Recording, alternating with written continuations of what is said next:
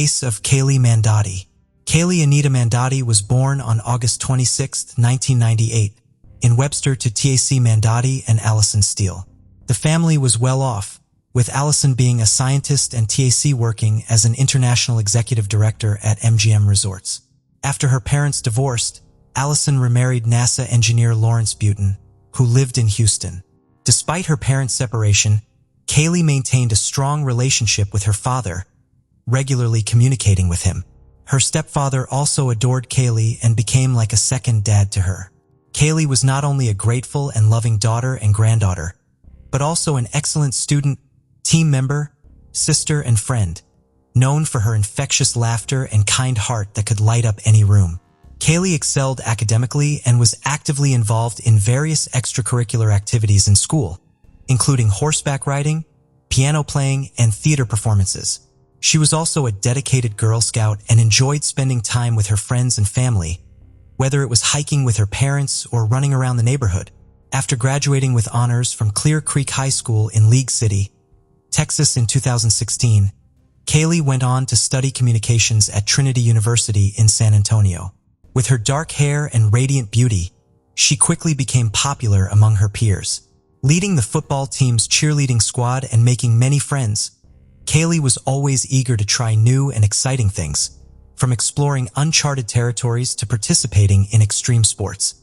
Her love for animals led her to volunteer with an animal therapy group, where she found joy in helping others. During a football game, Kaylee met Mark Houghton, a 22-year-old athlete and professional baseball player.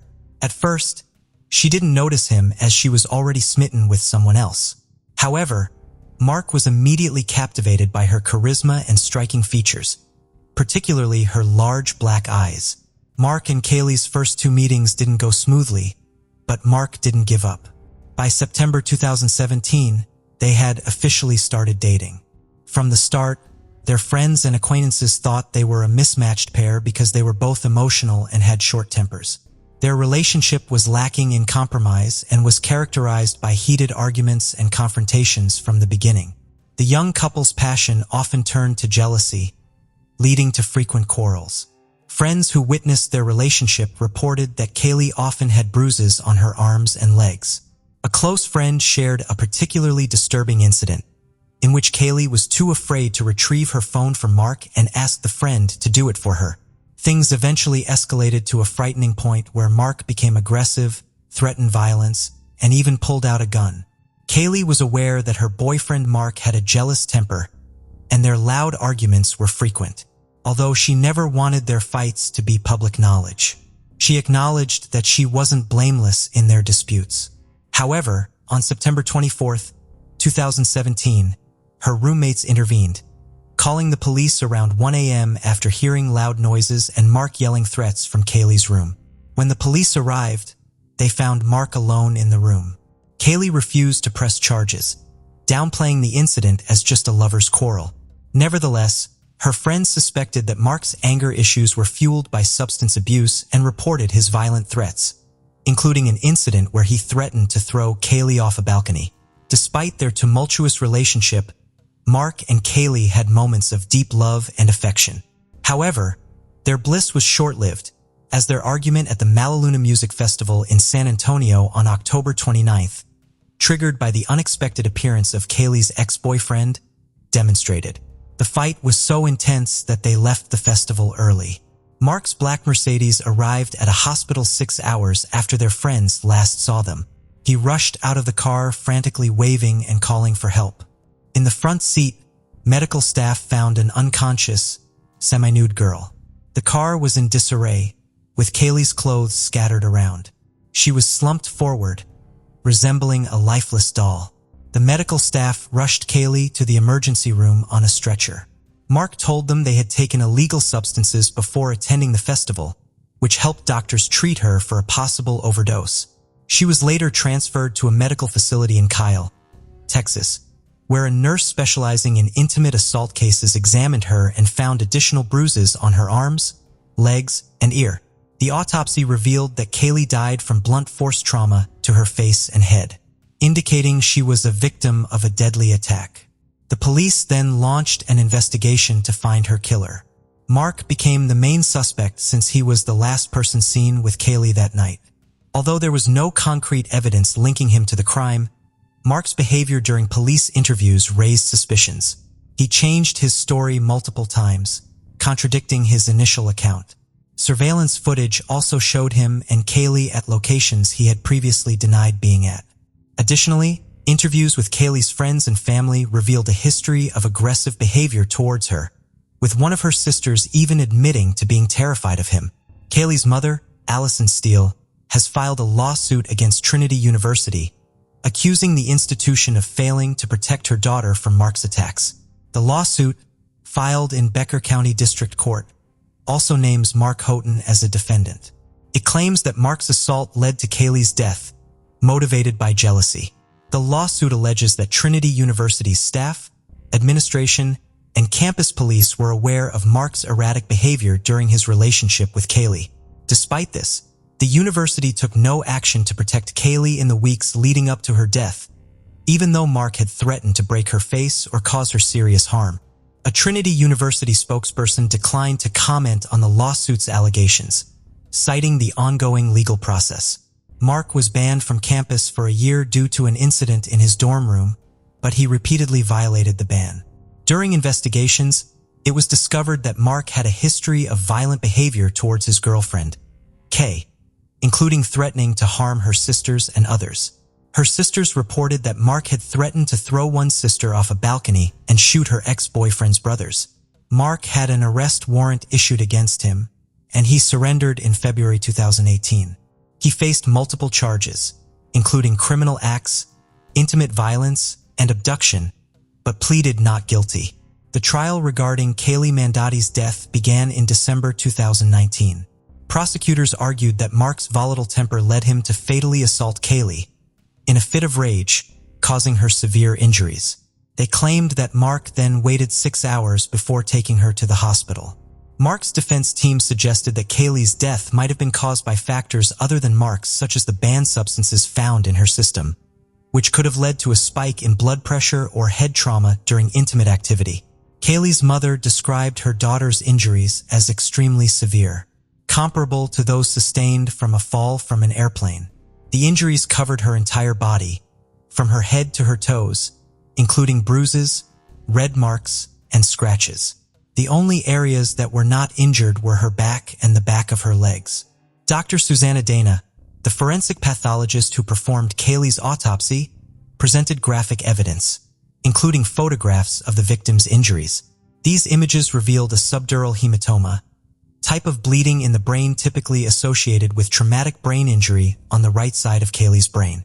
Dr. Dana testified that Kaylee suffered severe cranial and facial injuries, including a dent in her skull and extensive bruising and trauma to her face.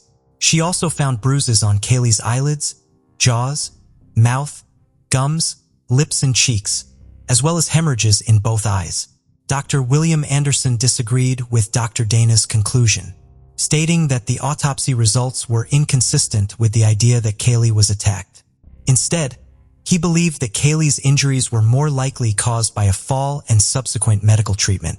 Defense attorney John Hunter argued that the prosecution lacked concrete evidence to explain what happened to Kaylee on the night in question, and that it was impossible to prove Mark's involvement. He highlighted Kaylee's history of drug use, including her prior treatment for substance dependence at a hospital.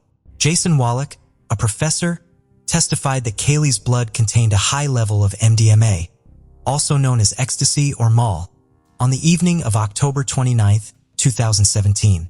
The concentration of MDMA in her blood suggested that she could have suffered a minor head injury, which could then be exacerbated by the drug into a life-threatening condition.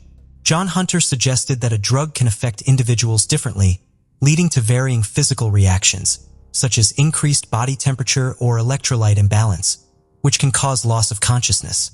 During the trial, Mark Houghton testified that he and Kaylee Mandotti had an argument and engaged in intimate relations in the car before she passed out. He claimed that their intimacy was consensual and involved rough sex, which included strangling her at her request. However, the origin of the bruises on Kaylee's body remained unclear. Kaylee's mother, Allison, was convinced that Mark Houghton was responsible for her daughter's death. Despite being charged with her murder, Mark Houghton maintained his innocence during the 2019 trial. The defense argued that Caylee's injuries were caused by hospital staff during resuscitation efforts, which led to a mistrial due to the jury's inability to reach a verdict. The case was presided over by Judge Raymond Angeline in the 144th District Court.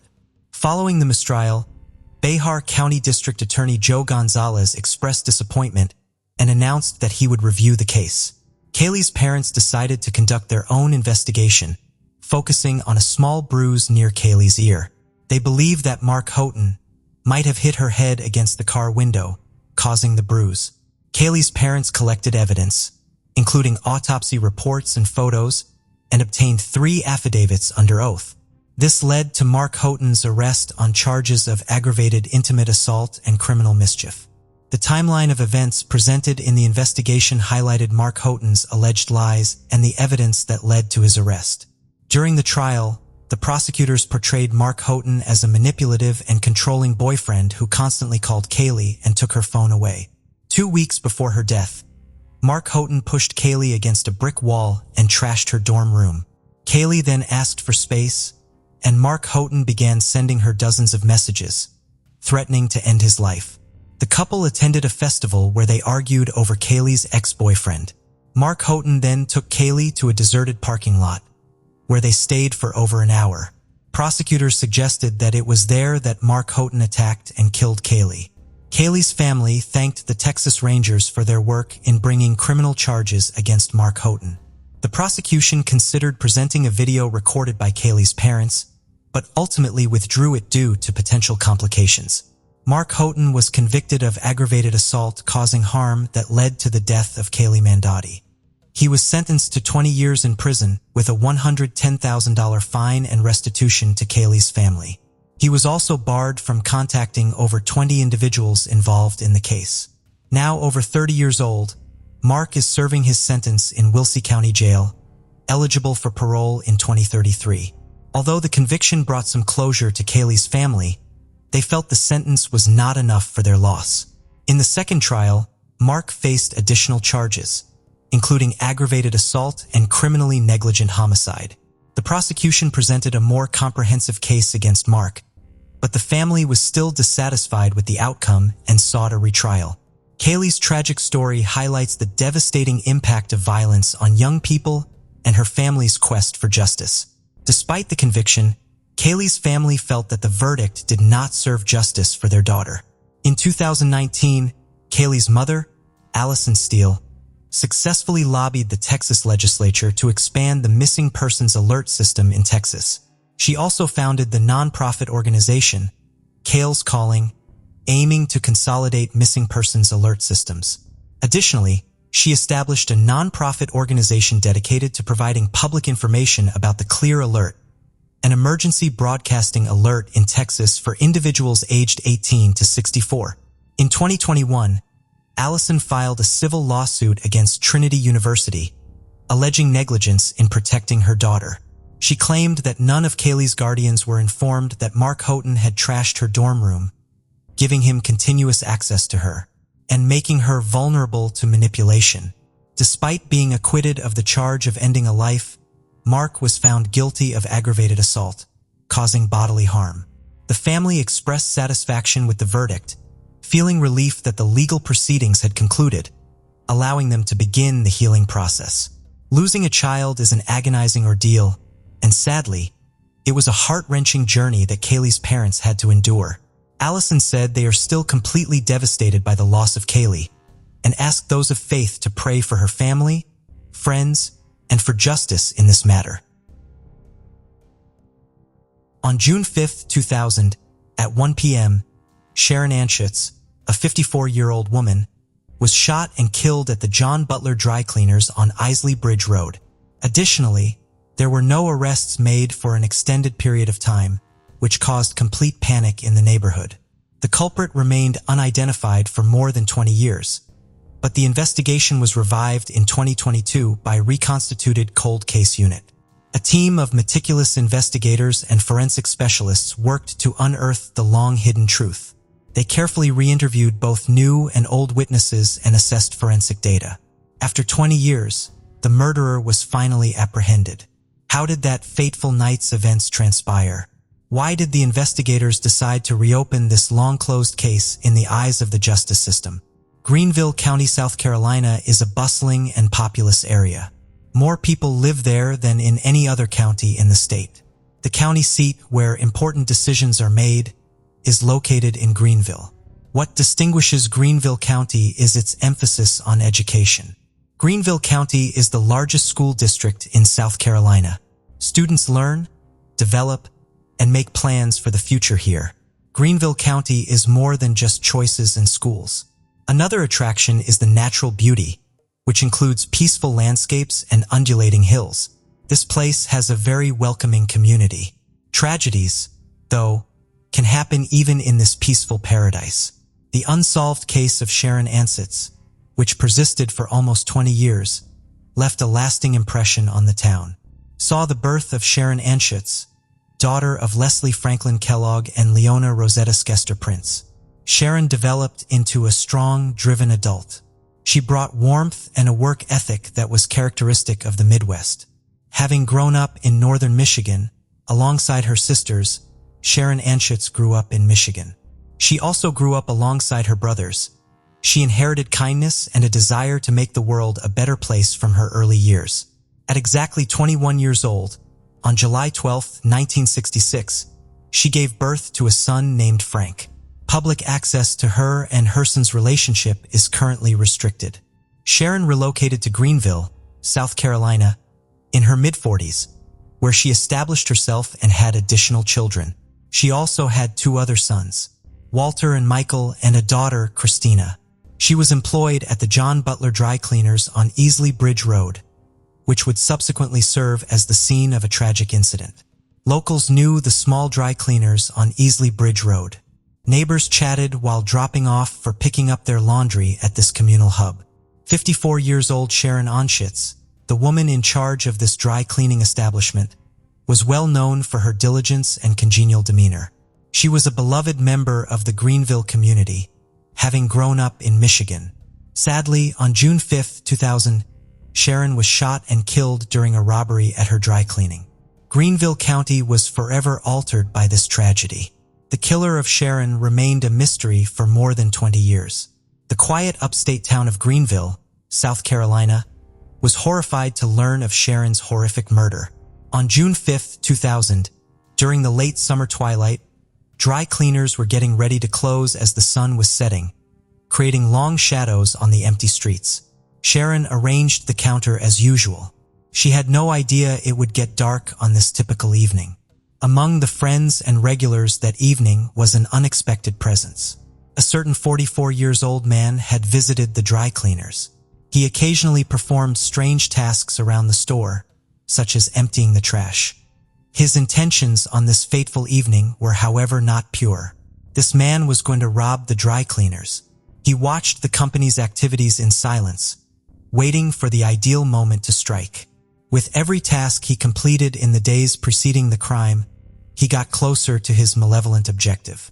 On the evening of June 5, 2000, he suddenly made contact with Sharon with malicious intent. Sharon stood up for herself and her dry cleaning company during a terrible ordeal. There was a gunshot at the end of the conflict that reverberated throughout the community for years. That fateful night, silence was shattered by a gunshot. The beautiful Sharon Ansitz was killed by a senseless act of violence. Her life of kindness and hard work came to an abrupt end when she was shot in the back. As the gunshot faded, the gravity of the situation hit home. Once the killer realized how serious his act was, he left shock, terror, and sadness in his wake. Tragically killed in a place where she had brought so much jewelry, Sharon lay behind the counter in the pool of her own blood. The neighborhood was shocked by the tragedy that night. At 1:30 p.m., a customer discovered her dead and called 911. The dry cleaners, which was once a cozy and welcoming place, turned into a somber reminder of the darkness that can be found anywhere. Sharon's work ethic and steadfastness were deeply mourned by her colleagues, friends, and family. While the murderer was at large, local authorities began a vigorous investigation. They wished to stop such a horrible act from occurring in their neighborhood, send Sharon's assailant to prison, and provide closure to her bereaved family. Despite their best efforts, the murder investigation into Sharon Ansitz stalled. In the dark, the killer had eluded capture. Following the disaster at John Butler Dry Cleaners in June 2000, Greenville County was in disbelief following the murder of the community's beloved Sharon Ansitz. Justice had to be served. The early investigation into this horrific murder demonstrated the resolve of law enforcement, as well as the community's optimistic quest for answers. When first responders arrived, the investigation started. The offender was the subject of an instant manhunt by the Greenville County Sheriff's Office. A thorough search of the crime scene was conducted for evidence, and witnesses who lived nearby were questioned. It was clear from the beginning that solving this case would require unwavering perseverance. One of the detective's biggest problems early on in the case was the absence of a suspect. With minimal evidence, Sharon was killed in the shadows. Still, the investigation was shaped by the possibility of a robbery. According to early witness accounts, the intruder intended to loot the dry cleaners. It seemed as though Sharon Ansitz had been violently robbed while attempting to defend her business. As investigators tried to find the person responsible for this horrific act of violence, this information further complicated the case. It was necessary to gather and analyze copious amounts of evidence for the initial inquiry. Every square inch of the crime scene was examined in search of hints about the perpetrator. Investigators looked for physical evidence that might provide a breakthrough, such as DNA and fingerprints. Questions were asked of witnesses at the dry cleaners. Their crucial testimony provided important details about the pre- and post-crime activities. They described the events of that night, including Sharon Ansitz's terrifying encounter with her attacker. Sharon Ansitz, who touched many lives, was mourned in Greenville County while law enforcement conducted an investigation. Her co-workers, friends, and family were in mourning. The community stood by Sharon's family during the investigation and promised to pursue justice. The outcome of the case depended on their determination. As leads dwindled and witnesses grew more elusive, the case stagnated. Sharon's loved ones remembered her, but her killer remained a mystery. The case was eventually filed under cold case. Leads dried up, witnesses moved on, and the trail of the criminal became more bleak every day. The prolonged investigation caused suffering for Sharon's friends, family, and community. This terrible crime's perpetrator was unknown for more than 20 years. Victim Sharon Ansitz continues to exist. She was a representation of strength and hope. It was hope that justice would triumph and the truth would come to light. For more than 20 years, Greenville County, South Carolina was plagued by her cold case. A renewed quest for justice in the summer of 2022 brought this long-dormant investigation back to life. The tipping point was the new cold case unit of the Greenville County Sheriff's Office, which debuted in the summer of 2022. Sheriff Lewis established a specialized unit in 2020 to look into cases that remain unsolved, such as the Sharon Ansitz cold case. His objectives were to resurrect past investigations, assess the evidence, speak with witnesses again, and employ fresh techniques. The pursuit of justice for victims of unsolved crimes was revitalized by this cold case unit. The community was assured that every case would be taken seriously and that no effort would be spared. The Sharon Ansitz cold case reinvestigation started by detectives reaching out to witnesses of the June 2000 incident at the dry cleaners in an attempt to gather information. They confronted witnesses whose memories had faded. Regardless, reconstructing the crime and the attacker's actions required careful consideration of their testimonies. These extra interviews shed light on the events of that evening. The murderer's meeting of Sharon Ansitz was revealed by witnesses. Their memories, though fading, were essential to solving the mystery. Technology and forensic evidence were scarce early in the case, but over time, forensic science developed. This gave the reinvestigation team the opportunity to assess the evidence with state-of-the-art techniques. Forensic specialists meticulously examined crime scene material using modern methodologies in order to uncover new information. Ballistic testing and DNA fingerprinting were repeated. Although exhausting, it resulted in a breakthrough. Old clues were re-examined and new leads surfaced as the investigation went on. Witnesses who were interviewed again disclosed the attackers' goals. The horrifying events that transpired at the dry cleaners were re-examined and determined to be an attempted robbery gone wrong. Investigators also looked into the connections of Roger Keith Hudgens, the key suspect who died in 2008. Hudgens was a neighbor of the dry cleaners. Witness accounts and his connections within the establishment shed light on the murderer's activities.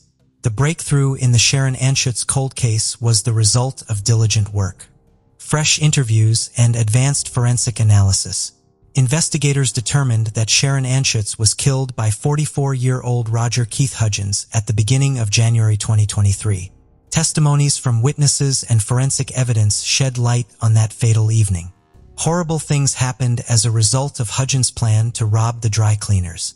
In the Sharon Anschutz cold case, no one was taken into custody despite this effort. Hudgens is the culprit, the investigators concluded, but he passed away in 2008. It provided closure to the victim's family and addressed inquiries from the community. The crime and its aftermath will always be associated with Hudgens, even though he was never charged with it. The case was resolved after years of investigation, law enforcement, and community commitment to the truth. The story demonstrates that a community can crack even the most challenging cold case, even though no one was arrested. Greenville County was prepared for the Sharon Anschutz cold case trial after 20 years of uncertainty. Justice had produced findings that would go to trial. This trial would prove law enforcement's and the community's commitment to justice, as well as provide closure for the betrayed. Roger Keith Hudgens, the main suspect, went on trial even in death. His actions on that fateful day in June 2000 were gaining legal attention, even after he passed away in 2008. The personnel at the dry cleaners knew Hudgens, a local, from Sharon Anschutz's tragic robbery. Witness accounts and forensic evidence would be used by the prosecution to discredit Hudgens. As the trial started, the courtroom was filled with anticipation. The prosecution meticulously gathered testimony from witnesses about that terrible night. They gave a detailed account of Hudgens and Sharon Anschutz's meeting prior to the crime. The forensic evidence that was re-examined was crucial to the case. Experts in ballistics attested that Hudgens' weapon was used in the killing. His DNA was found at the crime scene, which provided strong evidence in his criminal case. To undermine the prosecution, the defense made a move. They questioned witness accounts, saying that memories had become hazy with time. To cast doubt, they also questioned the chain of custody for the evidence. For justice and closure, Sharon Anschutz's friends, family, and co-workers were present. Weeks of court cases, talks, and introspection led up to the moment of truth. The jury unanimously found Roger Keith Hudgens guilty of killing Sharon Anschutz. The verdict that provided closure to Sharon's family and confirmed the community's and law enforcement's commitment to justice reverberated throughout the courtroom. Despite his passing, Hudgens will always be associated with the senseless crime that left the town scarred. Roger Keith Hudgens was found guilty and his sentencing commenced. A sentence that was appropriate for the crime was what the prosecution sought. The defense, on the other hand, asked for mercy, pointing to Hudgens' innocence and lack of criminal history. The trial came to an end when Hudgens was found guilty of the tragedy that occurred that evening. The sentence's symbolic meaning conveys a strong message of justice. The Sharon Anschutz cold case trial served as a tribute to the perseverance of a community in cracking a cold case. It demonstrated the resilience of justice and truth. Some criminals leave an indelible mark on the people they wronged. Roger Keith Hudgens' life was connected to Greenville County's most horrifying incident in the Sharon Anschutz cold case. Roger Keith Hudgens was familiar with Greenville County. Hudgens' birth date is September 13, 1955. He had a good local reputation. He was well known for frequenting the dry cleaners, where the old case started. Hudgens performed strange jobs at the dry cleaners over the years. Every now and then, he removed the trash. On February 17, 2008, Roger Keith Hudgens passed away. He passed away due to medical issues. Any legal action against him was terminated by his death because he would never face justice. His name was still connected to the unsolved case of Sharon Anschutz. Even though he would never be held responsible, justice would always be associated with him and his deeds. On Sunday, September 15th, 2019, two fishermen were engaged in their daily work near the aqueduct, the Neuquén province's breakwaters in Argentina. The Lime River was approached by them on the same day. They remained composed until they witnessed something that was beyond their understanding. When the water floated the remains of a young girl's body, specifically limbs and a skull, frustrated, the fishermen contacted authorities who quickly arrived at the scene. Laura Lopez, a young girl from Plodio, was quickly recalled by officers, had been missing for less than 3 days. Her physical form was not familiar. The police were unsure of her identity and continued their search in the area to discover any indications of the victim's identity. In the same river, they came across a torn-up fabric bag, tights, and shoes undergarments. It was evident that the girl had been a victim of sexual assault, not just murder. Police contacted Laura's relatives after finding the clothing and inquired if they knew about it, would be able to spot it. The officers were unaware that the investigation would uncover the truth about the case. The method used to commit the crime was even more gruesome than what had been initially suspected. Plodio, Argentina, was the birthplace of Laura Lopez on November 11, 2000. Her elder sisters, Melissa and Damaris, who were 18 years old when she was born, loved her from the first day. Laura's mother passed away when she was only 3 years old, and all 3 siblings were left as orphans under the care of their father. Despite his initial efforts to provide for the family, the father eventually became addicted to alcoholism a few years later. Despite the challenges she faced, Laura was known for her sweet and loving nature. That's why her sister began referring to her as Cielo, a nickname that everyone who knew her would call her. She was referred to by her. The girl's father was laid off years later, necessitating them to find more work. At 18 years old, Cielo began vending fried pastries during the day. She went to high school in the evening, and during her free time from studying, she spent doing something else. Ensure the well-being of her nieces and nephews.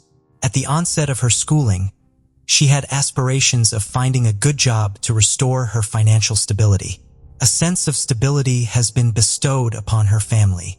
Unluckily, something took place that prevented this from happening. Cielo and Damaris spent the entire day on September 12, 2019, drinking tea with each other. Damaris finished renovating the house. Her sister joked that she had never made tea like her before. Either way, it's a good thing. It was a pleasant day. Cielo later attended school, where her peers observed something sporadic about the routine. She chose to sit at the back of the class instead of her usual spot and left after 20 minutes, the conclusion of the lesson. A friend greeted Cielo as he returned home at approximately 11:30 p.m. They spent some time conversing, drinking a few drinks and taking selfies for social media. At 3 a.m., they said their goodbyes and Cielo admitted to feeling tired but having a plan for the future, to go to sleep. A message was sent by Melissa to Lisa the next day, inquiring if she had sought medical attention for her ear issues. She was unresponsive, anxious. Melissa contacted Damaris to inquire about Cielo's presence, which led to concern, the sisters of Cielo. She was nowhere to be found and her phone was switched off. They contacted the police as they found no evidence of her presence for several hours. They were informed at the police station that they had to wait for 48 hours from the last news item. Cielo was last seen by them before they filed a missing person report. The officers speculated that she might have had a boyfriend, as it was believed to be common. Adolescents encountering a situation. Saturday was characterized by the absence of life to Cielo. The report was only accepted by the police at that point, leading to a search. Sadly, it was already too late. The Lemay River's breakwater area was the location where two fishermen were working on Sunday the 15th. Plodio is just 15 kilometers away from where Cielo calls home. They remained composed until they encountered something that caught their attention. A young girl's body, including limbs and a skull, was said to be found floating in the water. They promptly informed the authorities about this. Upon arrival, the officers observed that the brutality had been extinguished with great force. The body is the subject of discussion. It was apparent that the person in question had a thorough understanding of knives. The search for clues in the area was ongoing, with detectives still searching for any leads. The individual affected, A fabric bag, leggings, and underwear were discovered in the same river, but completely destroyed. They came across 2 rings while conducting their search. Finally, officers searched the riverbed and found a blood-stained knife. Cielo's family was soon referred to by them. Damaris spotted the attire upon her arrival at the location, and without hesitation, she took action. Without hesitation, she confirmed that it was her sister's property. The fishermen discovered Laura Lopez's limbs and skull in the shallow waters downstream from where they accidentally found her. The discovery of a young woman's body in Lemay River was made by firefighters around 11:30 on Monday. It had already been entrusted to the Forensic Expert Corps for examination. The autopsy was performed by Dr. Carlos Gordillo. He ascertained that the death was caused by a severe blow to the head, leading to internal bleeding, a throbbing of the brain. A blow to the back of her head caused her to become unconscious. Cielo endured 2 to 4 hours of agony. She could have survived if she had been treated properly. Furthermore, her arms were found to have bruises, indicating that she had been beaten and had some facial trauma. Struggled her way towards the attacker. Cielo's sister's fears were validated by the forensic expert. The discovery of intimate wounds on her body was a clear indication of sexual assault. He also said that the recognizable marks of cuts on her neck, arms, and legs mentioned that the culprit had a history of approaching on kitchen knives. The assailant's lack of medical or anatomical knowledge was emphasized, which further intensified the problem. The roster of suspects. The detectives were unaware of the individual accountable for this terrible crime. After 3:00 a.m. on Friday, they analyzed Cielo's mobile phone and discovered that it was lost. Her contact had been with a man named Alfredo Emilio Escobar, a mechanic by profession, was 28 years old. He and Cielo were both students in high school, and he had a passion for hunting and fishing, inspiringly enabling him to wield a knife. The distance between the girl's home and his house was 2.5 kilometers and/or 20 blocks, which made it convenient. The reception of signals from the antennas is potent. The girl was contacted by this person 4 times on September 13th at 3:16, 3:22, and 3:36 a.m. The man. At that point, the antennas established that they were both at home. Then both mobiles were activated in the vicinity of the girl's abode. The phone of Cielo headed towards the city center and arrived at Escobar's residence by 5 a.m. The girl's WhatsApp story featured an alien emoji and her phone was still being tracked down. The man's dwelling was where I found him.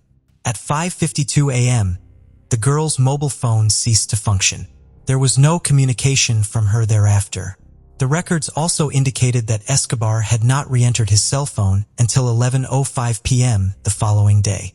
A day that, in China Muerta, where Cielo was hiding, the antenna of a nearby telephone pole detected the phone during this time. Subsequently, the remains were uncovered. Escobar came back home at 12:05 p.m. on September 15th. The video was captured by 13 cameras, which cover both city cameras and private residences. The stores were also examined. 2 individuals whose names were revealed were shown in specific recordings from the early morning of September 13th. The physical features were reminiscent of those of Cielo and Escobar. The young girl's mobile phone was in a state of mobility at the same time. Escobar was the only suspect in this case without a doubt. This man was recognized by one of the agents during the investigation. He reminisced about encountering him on Highway 22 a year ago, which was the way they were crossing to meet up with their families, the towns of New Cane and Plody. A patrol car was hit by a young man who had been driving at velocities of over 80 kilometers per hour. The hour is a crucial one. He refused to be arrested, and a lawsuit was brought against him. Escobar was on the brink of going to court for that incident, but now the charges were completely different. The situation is distinct and has a greater gravity.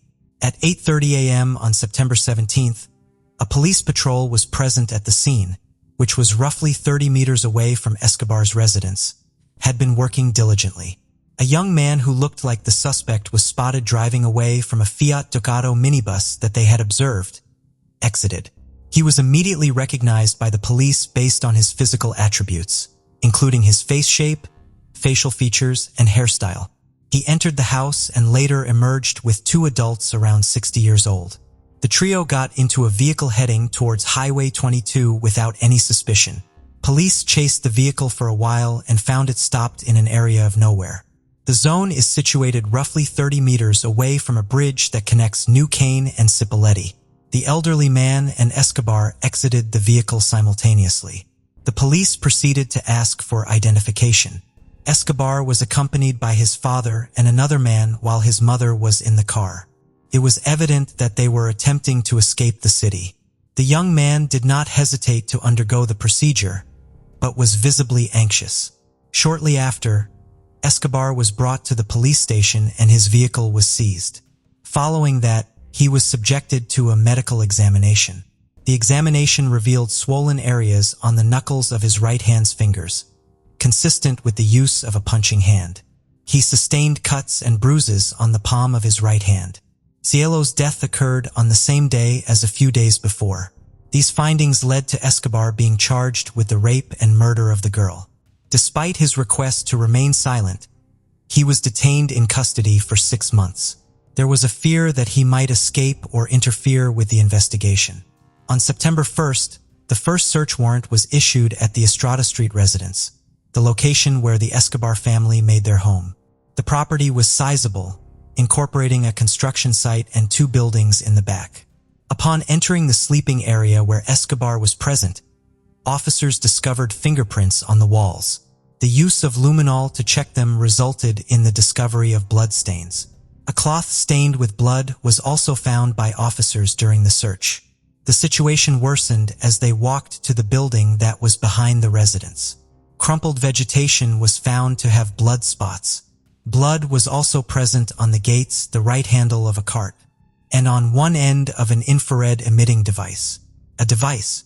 It was in this place that the blow that caused Cielo's death occurred, as could be seen. The search team found blood stains at the location and then examined samples for comparison. The blood of the girl in Escobar was present.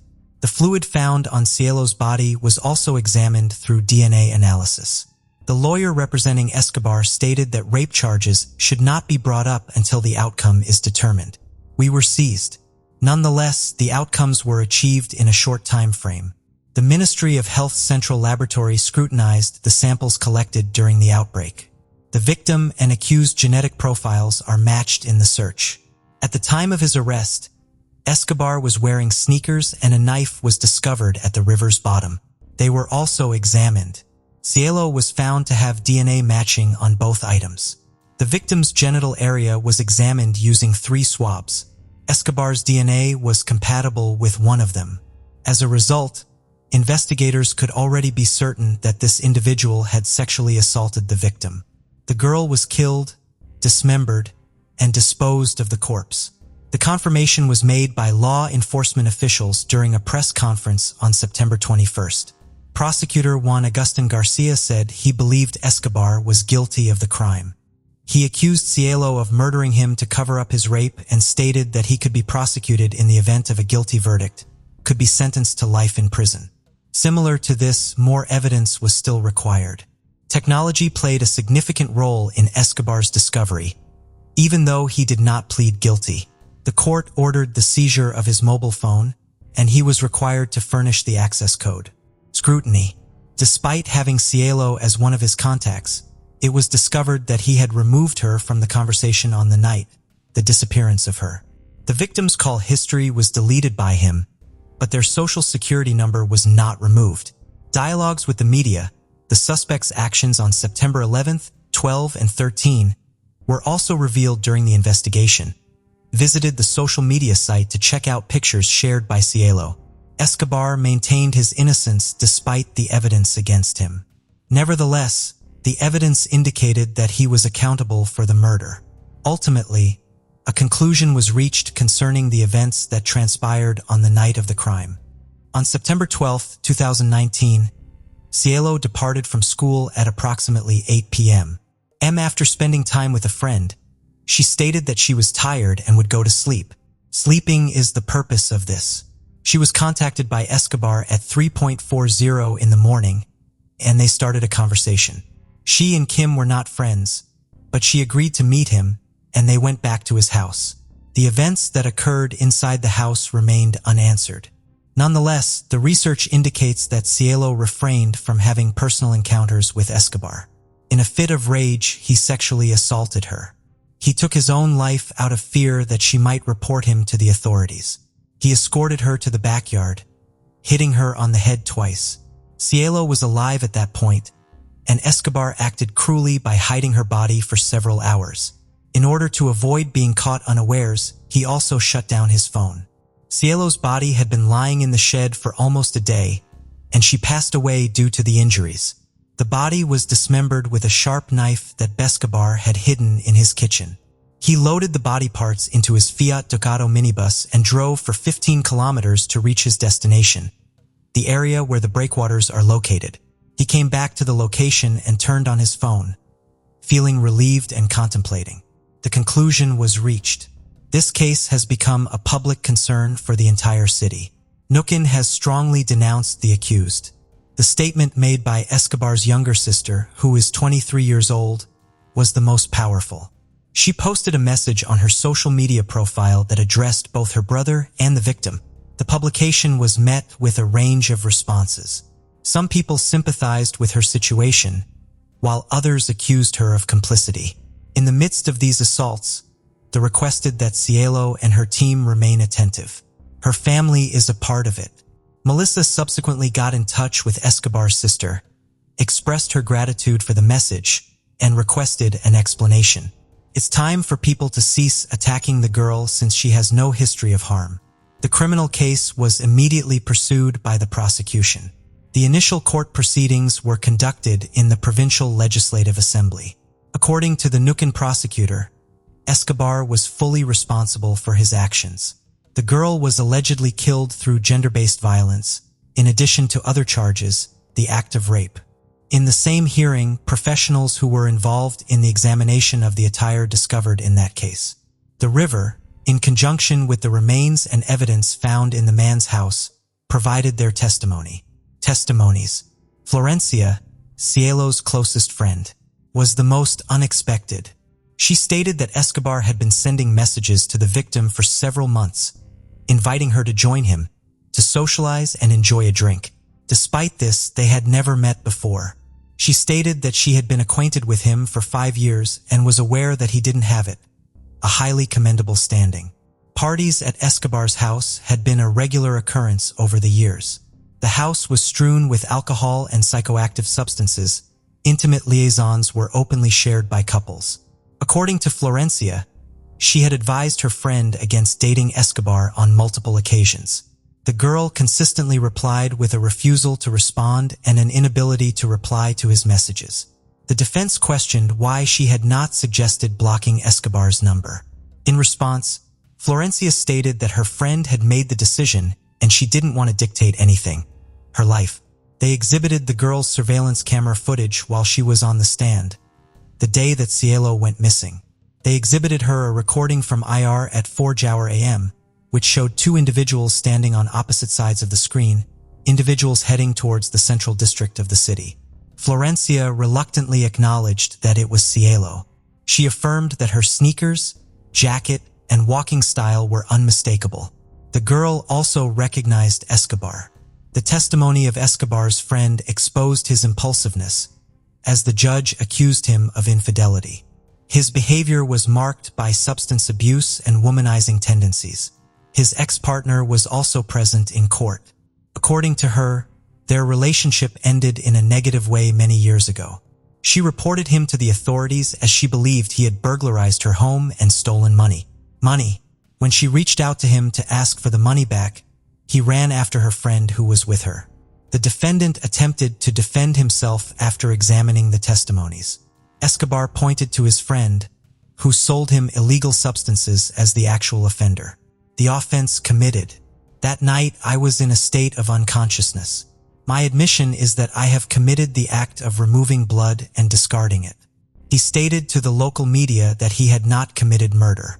According to him, he was intoxicated that evening, and this individual was also under the influence of drugs in his residence with Cielo. After hearing a scream from one of the rooms, Escobar immediately went to investigate what had taken place. The blood was visible and he proceeded to clean it up. He aided his friend in disguising the body. He expressed gratitude towards them for allowing him to share his supposed story at the end. The truth is what matters most. Despite the lack of evidence, this statement was not validated. Escobar was the lone suspect. He stated in his closing argument that this man exploited the fact that they betrayed the victim's trust by being somewhat familiar with her. He orchestrated the cruelness of his behavior and the gruesome method of disposing of the remains. Alfredo Emilio Escobar received a unanimous verdict after the jury deliberated for only 40 minutes, convicted of raping and murdering Laura Cielo Lopez, aged 18. The charge that the latter one was brought up was made worse because it was aimed at hiding the attack. The issue of gender violence was a part of it. Due to these reasons, he was given a life sentence with no chance of release. The Cielo Lopez law, which was passed by the Neuquén provincial government, has been in effect since then. Strive to eradicate violence against women. All ages, including students and teachers, are required to receive training on gender violence. Fortunately, he was not forgotten, and a life sentence is reassuring. The victim cannot be brought back to life by involving society and the family, as per Marcelo Henriques, the family's lawyer in Velasco. Karen Moore, a 52-year-old Caucasian woman from Davie, Florida, left her home at 7 p.m. on June 26, 2001, the day before her birthday, and she would never come back. Christina, her 8-year-old daughter, would return from summer camp the following day in honor of her mother's birthday, but her mother would not be there to welcome her home. Where might Karen have gone to? Was there any criminal activity surrounding her disappearance? Will she ever return? Christina had been looking for answers to these questions for 22 long years until now. Davie, a cozy suburban community in Florida's Broward County, offers the warmth of a close-knit neighborhood and the vitality of Western-themed attractions. Both tourists and locals find the city's year-round sunshine, mild weather, and the close proximity to beaches to be attractive features. Due to Davie's position as the center of several university campuses, it is well known for housing college students. Davie offers an abundance of recreational opportunities, high-quality education, and friendly neighborhood living. It is in this beautiful city that our case starts today. On June 27, 1948, Thomas Stewart Moore and Olga Charlotte Moore welcomed a daughter into the world. Karen Elizabeth Moore was the name they gave her. She had a sister named Pam as well. Growing up, Karen loved playing the piano, sailing, hiking, and cooking. Since she was a young girl, Karen has had a strong interest in travel.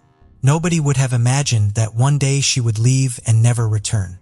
She earned her associate's in art degree in 1968 and her bachelor's in science with a nursing major in 1979. 53 years old Karen Elizabeth Moore and her husband were divorcing in 2001. She had a restraining order against him. Christina was their 8-year-old daughter, and Karen was granted full custody of her. Prior to her disappearance, Karen worked as a nurse at the Boca Raton retirement community, Edge Point Estates. And despite working full-time, she never wavered in her commitment to giving Christina a good upbringing. She made certain Christina had the most enjoyable years of her life. Christina recalls Karen as a loving mother as well, even though she worked as a nurse. Karen made out time to spend with Christina by taking her to the zoo and engaging in other activities. She simply wanted to give her daughter a happy and healthy childhood. However, the happy picture of this family would soon change into a sad one that was full of unanswered questions. On June 27, 2001, Karen was to turn 53 years old. To celebrate with her mother, Christina returned from her Girl Scout camp, but Karen wasn't home to welcome her. When Karen failed to pick her up, Christina knew that something was wrong. Karen was a nurse, so it was conceivable that she was preoccupied at the office. However, Karen was always available for her daughter and would have sent someone else to pick up Christina if she had to go to work. It was a very strange situation. The story that followed grew eerier by the hour as the day passed by. Around 6:30 p.m. on June 26, 2001, Karen paid her neighbor's son to mow her lawn, and that was the last time anyone had seen her.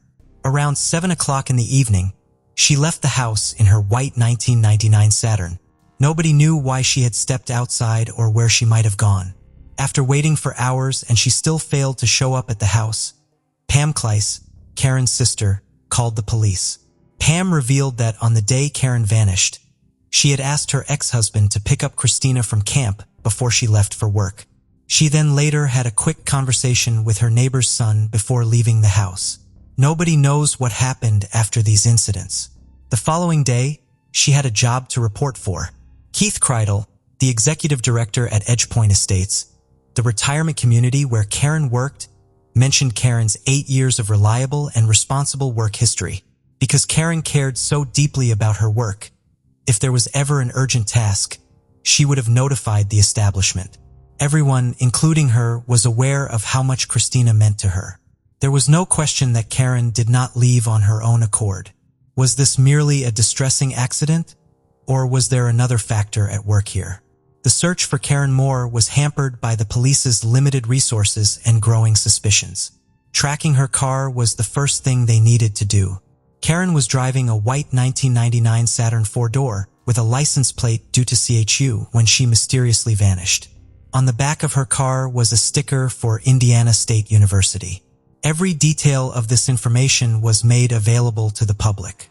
A woman soon reported seeing the same car in South Miami-Dade County. According to a tip given to Davie Police Department Detective James Franquiz, but the information was unconfirmed and unsupported by any other witnesses. In a last-ditch effort to move the case along, the police published a missing poster that described Karen's appearance. She was depicted on the posters as having brown hair, brown eyes, and glasses. She was described as being 5 feet, 4 inches tall. The police were searching for leads to find Karen's whereabouts but were having no luck. Her home's initial inspection was a sufficient indicator of bad news. Her entire wardrobe, luggage, and even her phone were discovered at home. A closer inspection of her home revealed no indications of trespassing or forced entry. The detective surmised that Karen must have left the house voluntarily, but it was still unclear why she had left. Detective James Franquiz informed the public that Karen Moo's phone and financial records were being investigated by the police. He immediately ruled out theft or robbery when her bank account and credit card showed no activity. This implied that Karen was in a terrible situation. Since she still had all her necessities at home, she would have needed money to support herself right. The police were asked by Karen's family to use a helicopter to look for her, but they were unable to do so because they were in shoe of Karen's possible route. Karen Moore had completely disappeared without a trace. Despite the Moore family and the entire police department posting missing person posters with rewards, days turned into weeks and weeks turned into months and months turned into years as Karen's family waited for her to return. Years and years passed, but Karen never came back. Although Christina, her daughter, got married and had kids of her own, Karen's fate from that day remained a mystery. On January 6, 2023, Mike Sullivan and Michael Rodriguez, who were leading the Sunshine State sonar team in searching the nearby water bodies in Broward County, were joined by Britton Lockhart, a scuba diver and the owner of the YouTube channel Depths of History. They discovered a car in a Davie retention pond with the aid of cutting-edge sonar technology. The entire team realized they had struck car wheels in the water when Michael saw his underwater sonar system start to light up. They searched for the car for about 15 minutes before finding it. Britton dove to inspect it and discovered an open trunk and a license plate buried beneath 3 feet of muck. Although they were confident that they had discovered something significant, they were unsure of its specifics and whether it was connected to any prior cases. The Davie Police Department was immediately contacted by Britton Lockhart. Karen's mysterious disappearance occurred 22 years ago, but Davie police hadn't forgotten about her. They had to send the divers back into the water when they got to the scene the following day. The car was extricated from the water and taken for additional inspection. The vehicle Karen was driving when she vanished matched the description of the car. Karen's COS license plate was discovered to be covered in dust. It was a significant finding in this 22-year-old case. The puzzle was beginning to come together. 2 bones were discovered inside the vehicle, and it was later determined that Karen Moore had been there when it crashed into the lake. They at last learned what had happened to Karen Moore. Even though the entire search mission was broadcast live on YouTube, Lockhart and Rodriguez were unable to discuss the specifics of the case. The search teams and even the Moore family were barred from giving interviews about the case because the police suspected foul play. Even though the whats, hows, and whys of her mother's disappearance have been a mystery for 22 years, Christina has now received closure on the matter. Karen mysteriously vanished, leaving Christina in the custody of her family. There could never be a replacement for the warmth and closeness she experienced with her mother. In her early years, she experienced frequent ups and downs. She even spent some time in foster care. She would miss her mother during these times and pray that she would be found or come back to her. Every life moment that every little girl hopes and dreams, to have their mother with them. My own birthdays, when I got engaged and married, now I have 2 kids. They didn't get to know their grandmother, Christina heartbreakingly said in an interview. Without a doubt, Christina and her mother had a close relationship. She posted on TikTok in 2021, even after all these years, lamenting how she wished she had had a little more time with her mother. Christina finally learned the fate about her mother after 22 long years. Although Christina was unable to find all the answers to the questions that had troubled her for years, she was nonetheless grateful to the police and search teams for allowing her to bring Karen back home and allow her to be laid to rest in peace. The investigation into Karen Moore's disappearance is still active and ongoing. Davie police informed Fox News Digital via email that they had met with the detectives but were unable to comment further, due to concerns that doing so might compromise the investigation's chances of success. The next round of pressing inquiries surfaced following the discovery of Karen's remains in the pond. What caused Karen to fall into the pond? What was the purpose of this crime?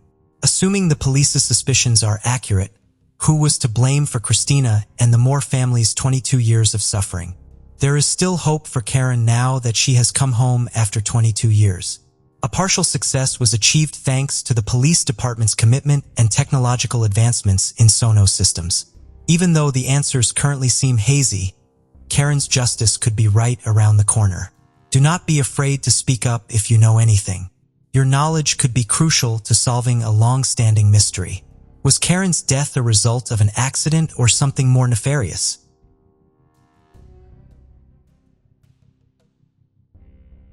For the Hallback family, a reminder that nightmares can filter into reality. For Teresa Hallback, October 31st, 2005 was another day at the office. As a freelance photographer working for Auto Trader magazine at the time, she received a call to shoot a few photos at the Abray's Auto Salvage. She was never seen again. First reported as a missing person on November 3rd, 2005, a large-scale search began for Teresa. On the afternoon of November 5th, 2005, her Toyota RAV4 SUV was found partially concealed in Avery's salvage yard. Investigators later discovered blood in the vehicle. Charred bone fragments and teeth were also found in a burn pit on the same property. Her car keys were in the room of the property owner, Stephen Avery. Born on March 22, 1980, Teresa was one of 5 siblings. Her parents, Richard and Karen, raised her on the family dairy farm. When she was 8 years old, her father sadly passed away. Karen eventually remarried Richard's brother Thomas, and together they raised their blended family. Teresa was an outdoorsy girl who aspired to work for National Geographic as a photojournalist. Friends described her as having an uncanny ability to make everyone feel welcomed. She was dedicated to her studies, making summa cum laude with a degree in photography. After graduating from the University of Wisconsin-Green Bay, Teresa continued to work with Pierce Photography, whom she interned with during her college days. She started her own business, Photography by Teresa, and operated out of the Pierce studio. She traveled extensively, and to supplement her income, she took on freelance jobs for Auto Trader magazine, taking pictures of vehicles that were put up for sale. It was this job that led to her untimely death. All the evidence found pointed to one person, Stephen Avery. Avery had contacted Teresa to set up an appointment to take pictures of his sister's minivan. According to records, she was last seen at 2:30 p.m. that afternoon. This was later confirmed by Stephen's nephew, Bobby, who told police he saw the car enter the salvage yard. Avery was initially charged with a weapons violation as a convicted felon. On November 11, 2005, he was formally charged with the murder of Teresa, kidnapping, sexual assault, and mutilation of a corpse. The blood found in the SUV proved a positive match for Avery's. A set of car keys belonging to Teresa found in Avery's room. All the while, Avery maintained his innocence, alleging the police were trying to frame him. He was in the middle of a civil lawsuit with Manitowoc County for $36 million.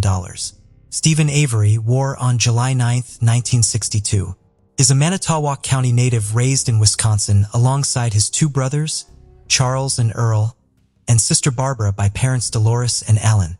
He dropped out of high school with reports suggesting he had an IQ of 70. Stephen was no stranger to the law. In 1981, he served 10 months in jail following the burglary of a bar. A year later, he pleaded guilty to animal cruelty after pouring gasoline on this pet cat and tossing it into a bonfire. For this, he served another 9 months. In 1985, he threatened his cousin Sharon Morris by forcing her off the road and thereafter pointing a gun at her. He later alleged that he wanted her to stop spreading rumors. She'd filed a report alleging that he exposed himself on several occasions and was meeting in the front yard. Although he received a 6-year sentence for his crime, he was granted bail and released. However, it was a case of mistaken identity that hadn't locked away for nearly 2 decades. Penny Bjernston reported that she'd been walking along a beach near Two Rivers when she was attacked and assaulted on July 29, 1985. Police believe the description she gave had a striking resemblance to Avery. She went on to choose his photo during an interview with police and later picked him out during a suspect lineup. He was arrested and charged with the attack on Bjernston. A state-appointed forensic official claimed that a hair frown on Avery's shirt was consistent with the victim's. This evidence led to his conviction in December 1985.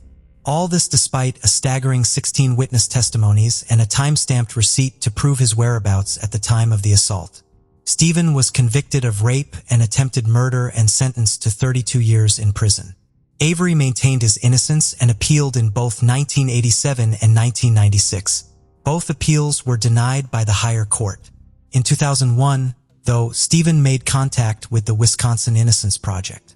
The organization took on the case, and in 2002, Stephen was exonerated after DNA evidence proved he was innocent. It was later learned that another man, Gregory Allen, committed the crime and did, in fact, confess to it in 1995. Deputies allege that Sheriff Deputy Thomas Kokorek received a call and said, "We already have the right guy. Don't concern yourself with it." Allen and Steve bore a striking resemblance. Allen also committed a similar crime in the same area that Jensen was attacked and was under police surveillance, but he was not considered a suspect. Allen was not even called up as a suspect in the lie-up. After 18 years, Stephen walked out a free man on September 11, 2003. He then went to file a civil lawsuit against former Sheriff Thomas Kokorek and former District Attorney Dennis Vogel to the tune of $36 million. His freedom wouldn't last long.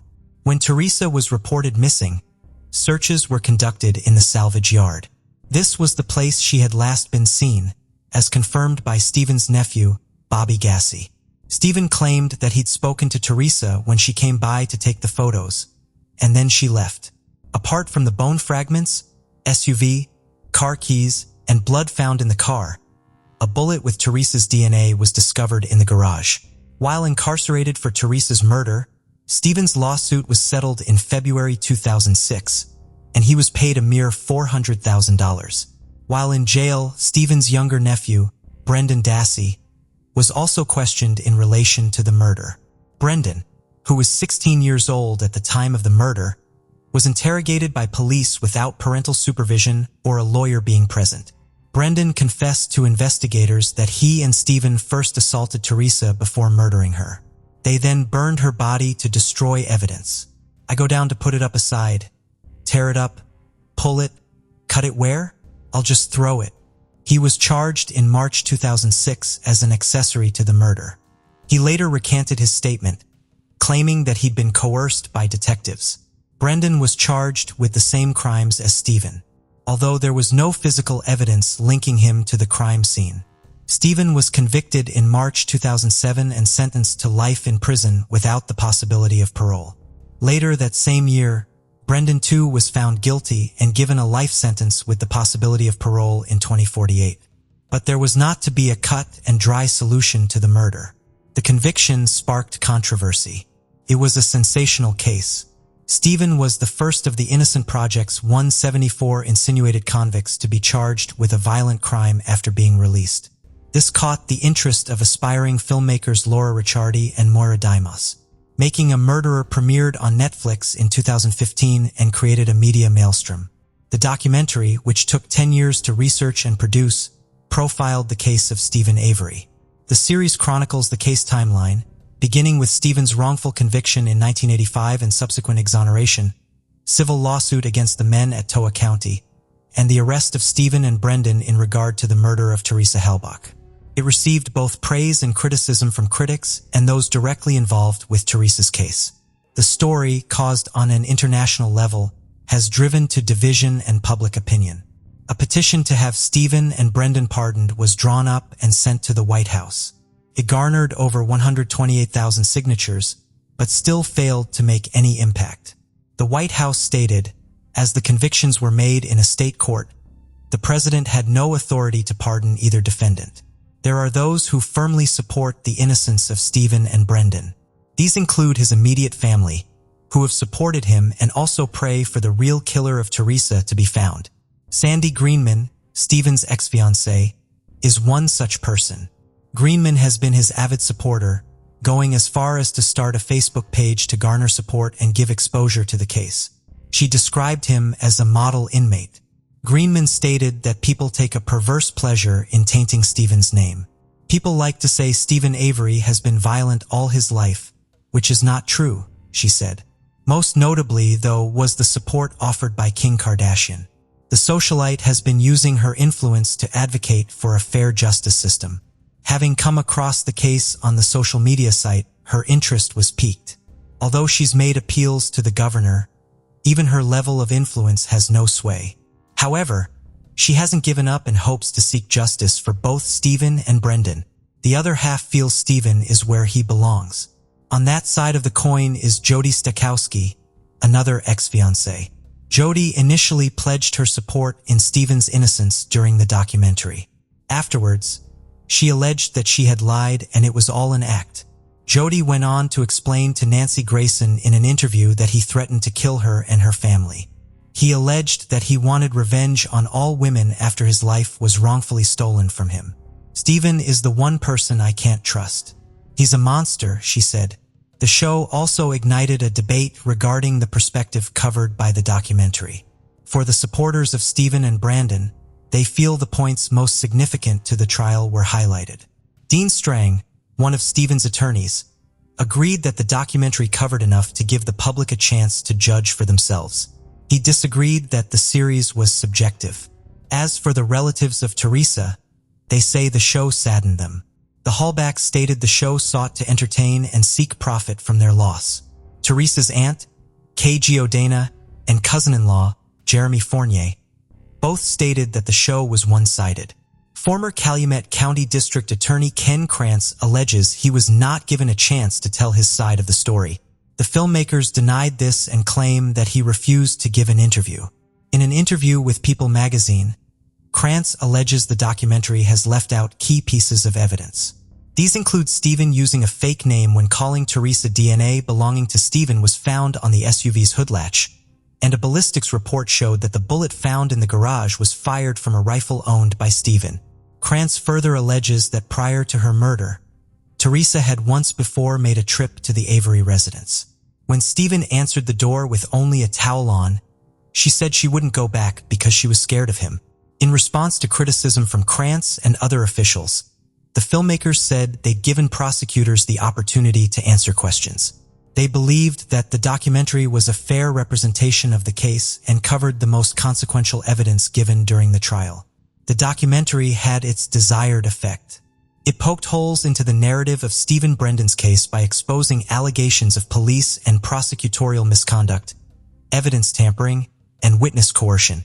At the outset, Stephen called out the police for trying to frame him. This to avoid the county paying out the $36 million lawsuit he filed. Stephen believed his lawsuit would be undermined if he was convicted of another violent crime. To avoid a conflict of interest, Manitowoc County gave neighboring Calumet County authority over the handling of the case. Part of the deal, however, was that Calumet could use resources which included personnel from Manitowoc. The key in Stephen's room was found by a Manitowoc sheriff's deputy after several searches of the property. Another allegation made was regarding the blood evidence found in the car. Stephen and his defense team believe it was blood used from his prior conviction. Given credence to this scenario were the claims made by the defense. According to the Avery defense team, the vial containing Stephen's blood had been tapered with and a puncture hole was visible on the stopper. The prosecution combated this claim by testing the blood for a preservative not found in fresh human blood and found none. Avery's defense team brought in an expert witness who stated it was not possible to tell if the negative result meant there was none of the preservative present or the typology to test itself was inconclusive. The documentary shone a spotlight on the men who have interrogation with regard to Brendan Dassey. Dassey was just 16 years old during the interrogation. Firstly, he was interviewed without the supervision of a lawyer or parent. It's understood that both he and his mother consented to the interrogation. But what piqued the interest of many was that Brendan had an IQ of 73, classifying him as intellectually challenged. Many have argued that his intellectual disability left him open to suggestion, particularly when it was shown that the re-technique of interrogation was used. The re-technique has been criticized for producing high rates of false confessions, especially from juveniles and the mentally impaired. The technique is used to make the suspect comfortable and eventually confess to crimes through familiarity with the interrogators. The interrogator then proceeds to tell the suspect that the evidence shows that the suspect did commit the crime. Dassey allegedly agrees with the interrogators during the interviews, but later, recant at his confession. He accused his first defense team of collaborating with the prosecution to get him to confess. He's also claimed the coercion was used to elicit a confession from them. Both Stephen and Brendan have appealed their convictions, but have been denied innumerable times and remain in prison. The defense teams of both men have exhausted their efforts in trying to get retrials on both men's charges. Following the making a murder documentary and the public outcry regarding Stephen and Brendan's innocence, significant new developments have occurred in both their legal teams. Professors Lauren I. Ryder and Stephen Dryson of the Northwestern University Center on Wrongful Convictions of Youth are representing Brendan. They too began with numerous appeals and have come up against many hurdles, but have refused to give up just yet. Meanwhile, Stephen's appointment of Kathleen Zellner has shaken up the case and given further hits to the prosecution's claims. His previous lawyers, Deems Trang and Jerry Buting, have taken their newfound fame and gone on tour to promote and bring attention to the case of Stephen Avery.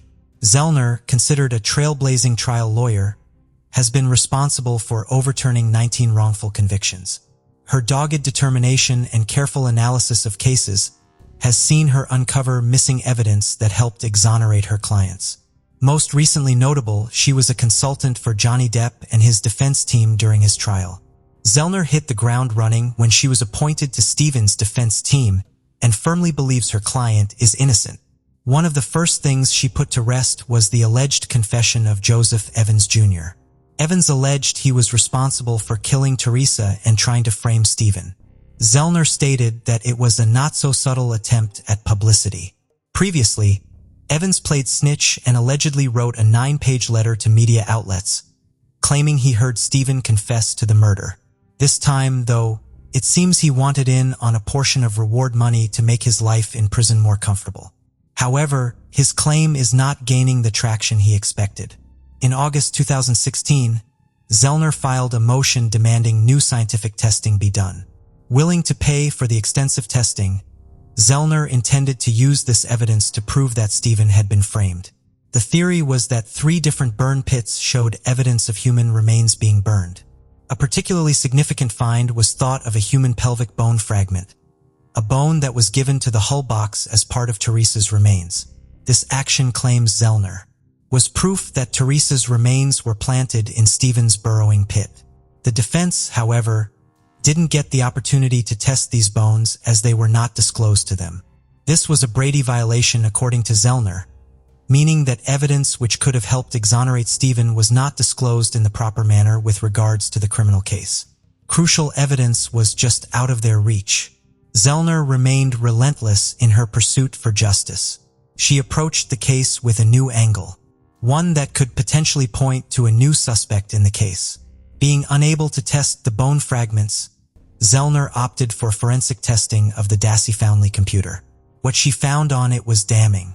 Pornographic images of women in various stages of torture, violent images and videos depicting women as victims. All these images were allegedly accessed at times when Bobby Dassey was at home. Furthermore, Zellner pointed out that Barbara, Bobby, and Brendan's mother, along with Stephen's sister and her husband, Stott Tadich, were trying to get rid of evidence that could implicate Bobby.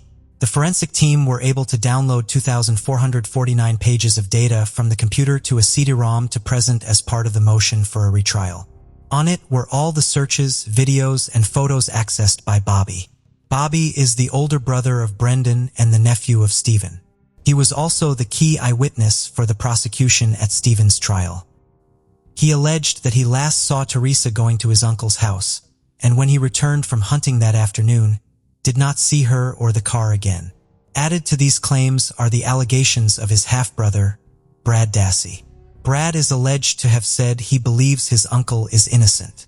He also made claims that his stepmother, Barb, and Stephen's brother-in-law, Scott, wiped the computer, deleting all pornographic material.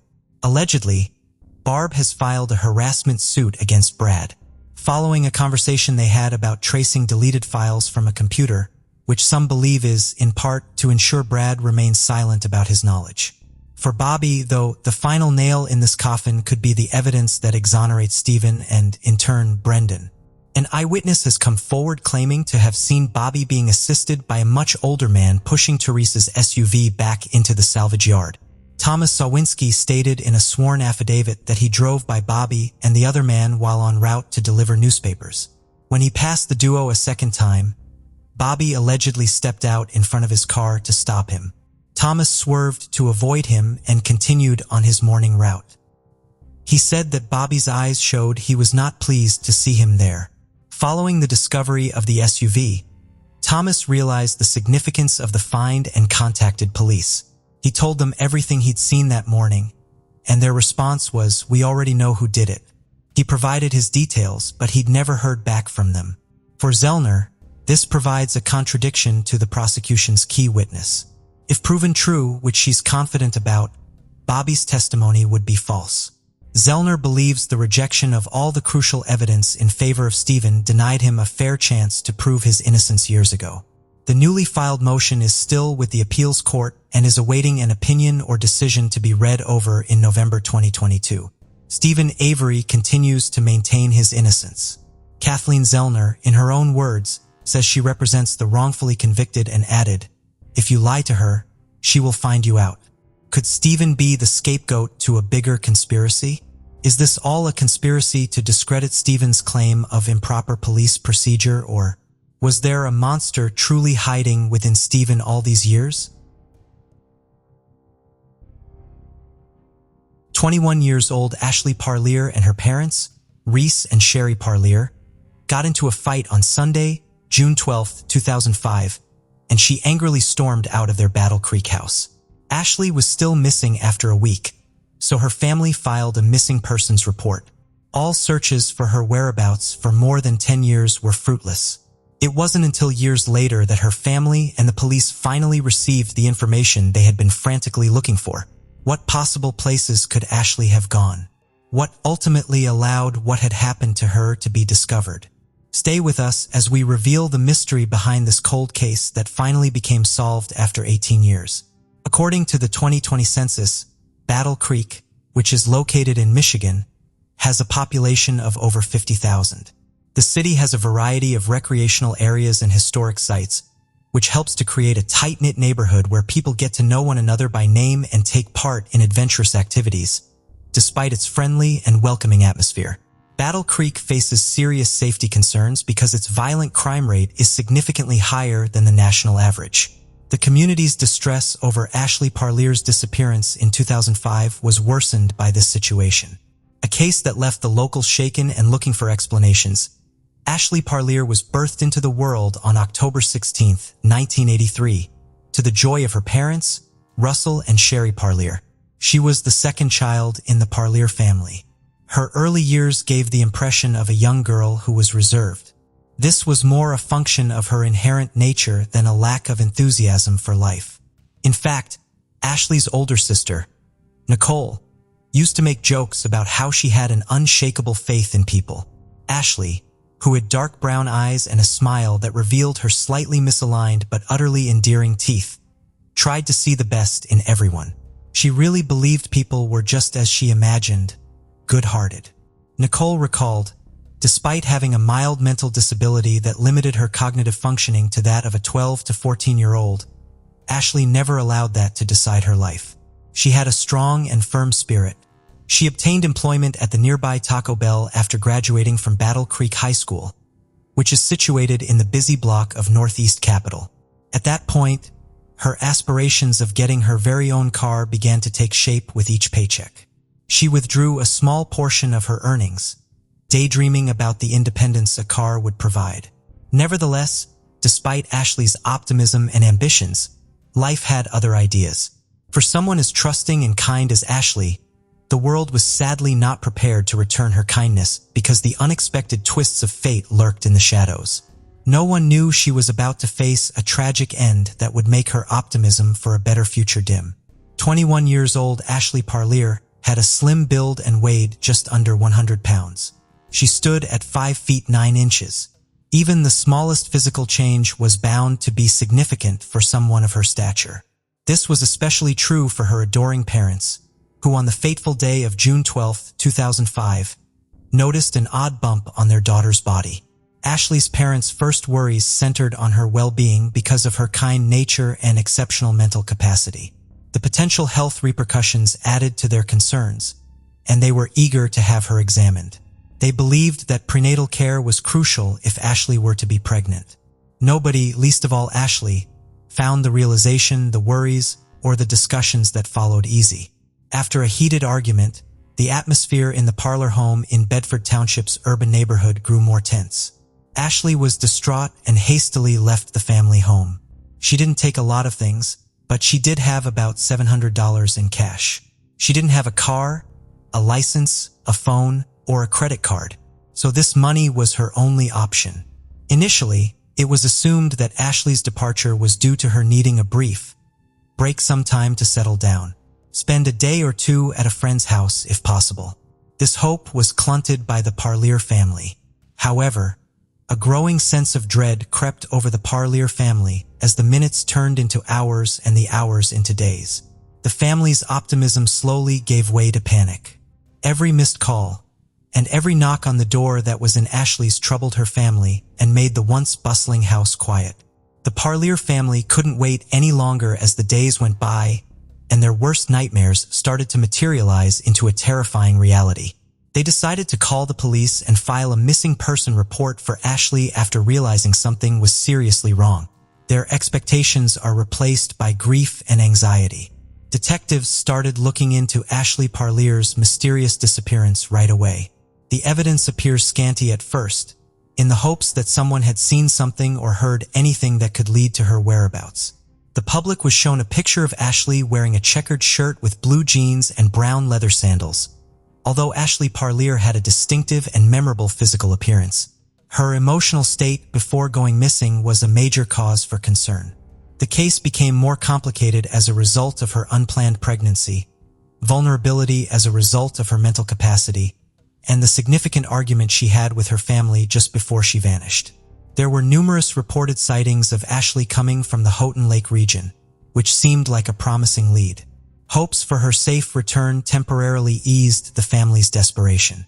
This glimmer of hope, however, was fleeting, as each reported sighting proved to be a dead end, leaving the family and the detectives frustrated. The detectives then focused on Ashley's parents, Sherry and Russell Parlear, who were the people Ashley was closest to, particularly as a result of the delay in reporting her disappearance. Her parents came under suspicion. Russell willingly agreed to a polygraph test and passed. Sherry refused to, citing her health issues. Sherry was later reported to be displaying early signs of Huntington's disease. Ashley's sister, Nicole, emphasized how unusual Ashley's extended absence was and how out of character this behavior was for her. After the heated argument, the family had simply assumed she was cooling off at a friend's house and had been waiting for her to return home. This foolish assumption caused them to delay calling the police, complicating the investigation. As the detectives made attempts to contact Ashley's ex-boyfriend, who is thought to be the father of her unborn child but whose identity has not been made public, the web of suspicion grew. He was dating another woman at the time who was also carrying his child.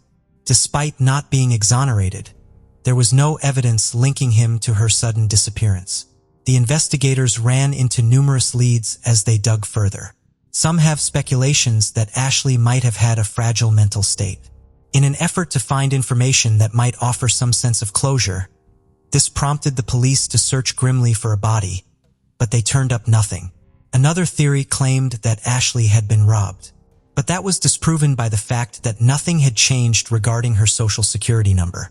The depressing reality set in as each day went by. Reluctantly, the detectives came to the conclusion that Ashley might have been the victim of murder. They believed she had passed away. Despite the best efforts of the Battle Creek Police Department, the case grew colder with each passing year. Numerous officers investigated Ashley's mystified disappearance over the course of 18 years. They had several persons of interest, but no hard evidence against any of them. So the case went cold again. In a shocking turn of events, the case was turned over to the Sheriff's Department in 2020 due to rumors that Ashley may have been murdered outside of Battle Creek City. The mysteries appeared to be at a standstill until 2021, when an unexpected development rekindled the case's hopes of being solved. But as the years passed, the light of hope faded. The once hot case soon became a frozen mystery because the trail of leads had grown stale. The leads had almost completely disappeared despite the investigators' best efforts, leaving them in a chilly state of uncertainty. The investigation into the disappearance of Ashley Parlier had once more produced no fresh leads, no conclusive proof, and a plethora of unanswered questions. Every so often, a sudden jolt of unexpected information can rekindle hopes of solving a protracted mystery in the complex web of cold cases. That opportunity presented itself in the Ashley Parlier case from an unexpected source. When they got a call from Pennsylvania law enforcement, Calhoun County officers were surprised. It happened that detectives from Pennsylvania were interrogating 44-year-old Harold David Hallman III in January 2021.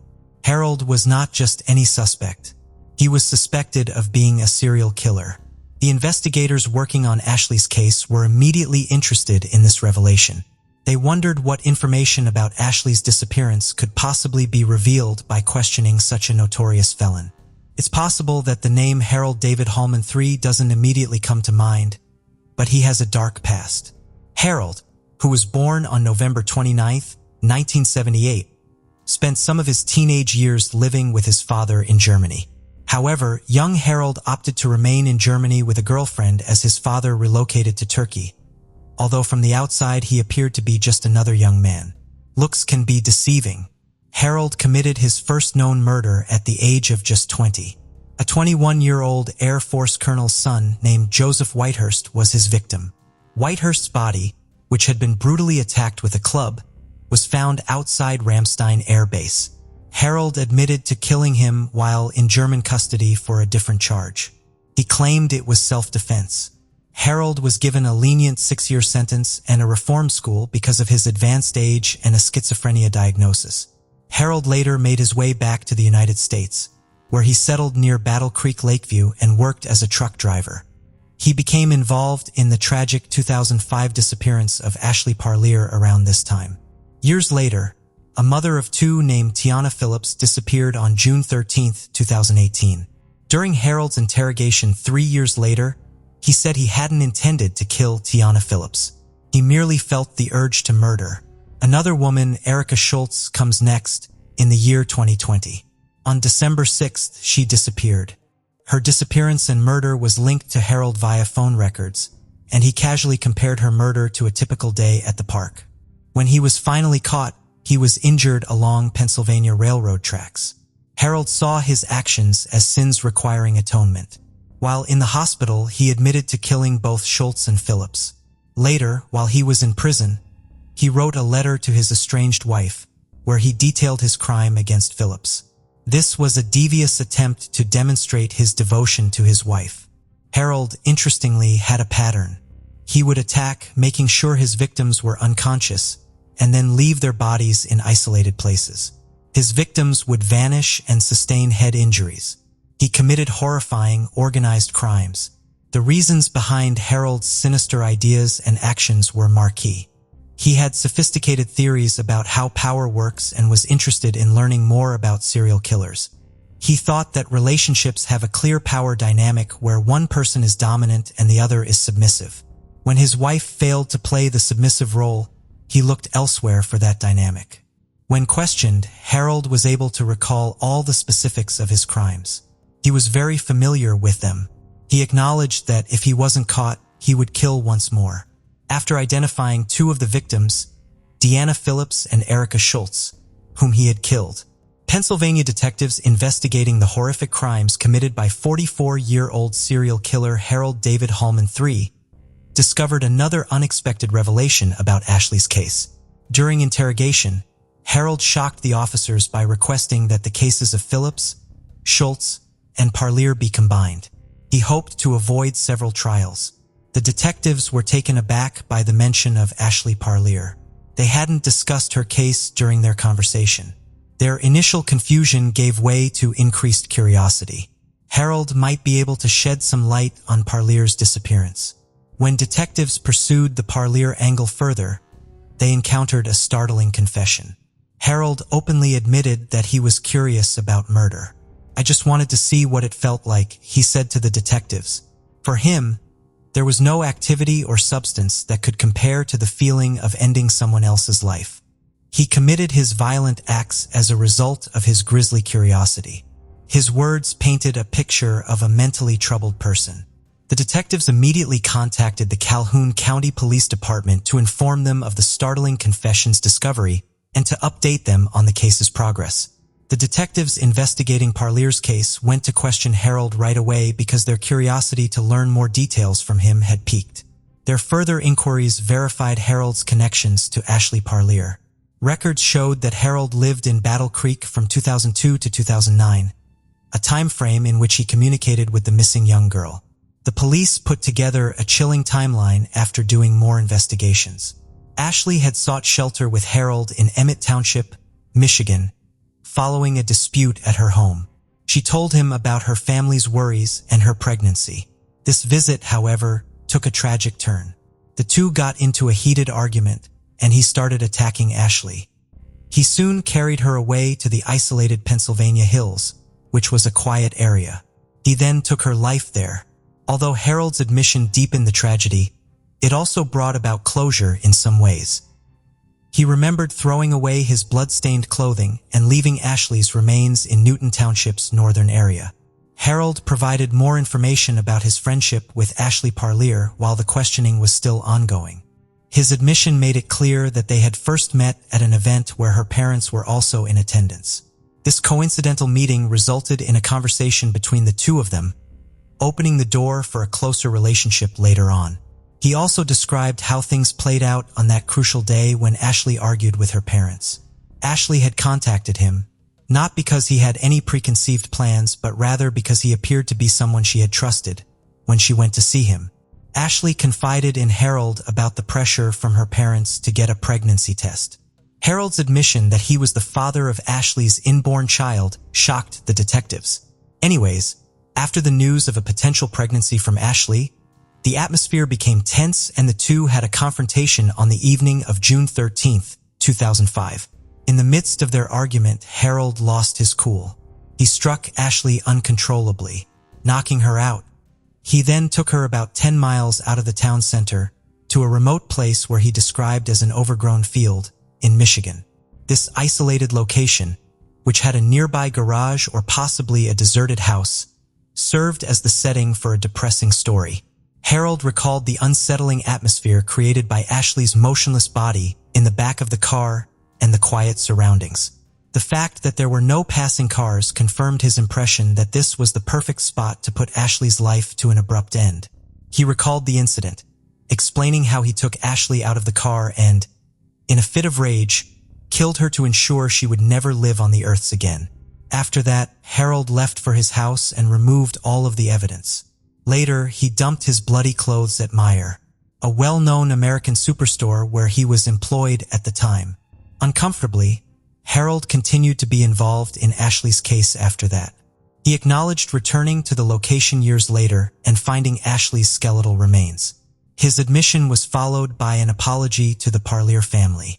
He expressed regret for Ashley's murder in particular, saying it was the crime he regretted the most out of all the ones he had committed. The Ashley Parlier case involved police work that was nothing short of relentless.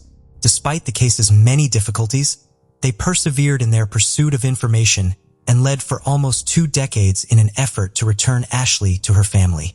So, when Harold Holman's confession surfaced, authorities had reason for optimism. They asked him to specify the precise location where he had left Ashley's remains in order to verify his account. This wasn't just any other case for both the officers and the prosecutors. It was extremely demanding in terms of time and resources. Over the years, there have been a number of detectives involved in the investigation who have all been committed to learning what really happened to Ashley. Their search went well beyond the boundaries of the city when local leads dried up. They traveled all over the country, contacting potential witnesses and looking for any leads in diverse locations like California, Maryland, and Pennsylvania. Detective John Pignataro from the Calhoun County Sheriff's Department, Detective Dave Fominga, and Detective Sergeant Chris Suarez from the Michigan State Police made up the strong investigative team. Thanks to their combined efforts, they eventually arrived at a wooded area along a 6.5-mile road in Newton Township, just south of Battle Creek. On March 30th, 2022, there was a lot of searching going on. Almost 24 officers searched the area for hours in an effort to find Ashley, but they were unsuccessful. Locals mentioned that the landscape had drastically changed since Ashley's disappearance, which added another level of complexity. What was once a farmland had been divided up and sold over the years to different owners. Despite the focus of the search and the optimism expressed in Harold's confession, a significant obstacle materialized. Harold had trouble remembering the precise location where he had left Ashley after all these years. He struggled to locate the location because of the changes brought on by years of development in the area. The hunt for Ashley continues despite the absence of any remains. The police are still fully committed to solving this heartbreaking case, and they do so in the hopes that that day will come. Considering the degree of such investigations, Harold Holman's trial in connection with Parlier's case followed a fairly straightforward course. It's crucial to remember that Harold had already been found guilty of killing 2 other women by the time he went on trial. The proceedings were hampered by this dismal track record. Even with these prior convictions, it was surprising to hear Harold express a real fear of the death penalty. Prior to the trial, he had been detained at the Luzerne County Jail. He chose a wise legal course in February 2023 when he pleaded guilty to Ashley Parlier's second-degree murder. He entered the plea as part of a deal with the district attorney's office in Luzerne County. He had consented to help the Calhoun County authorities find Ashley's remains.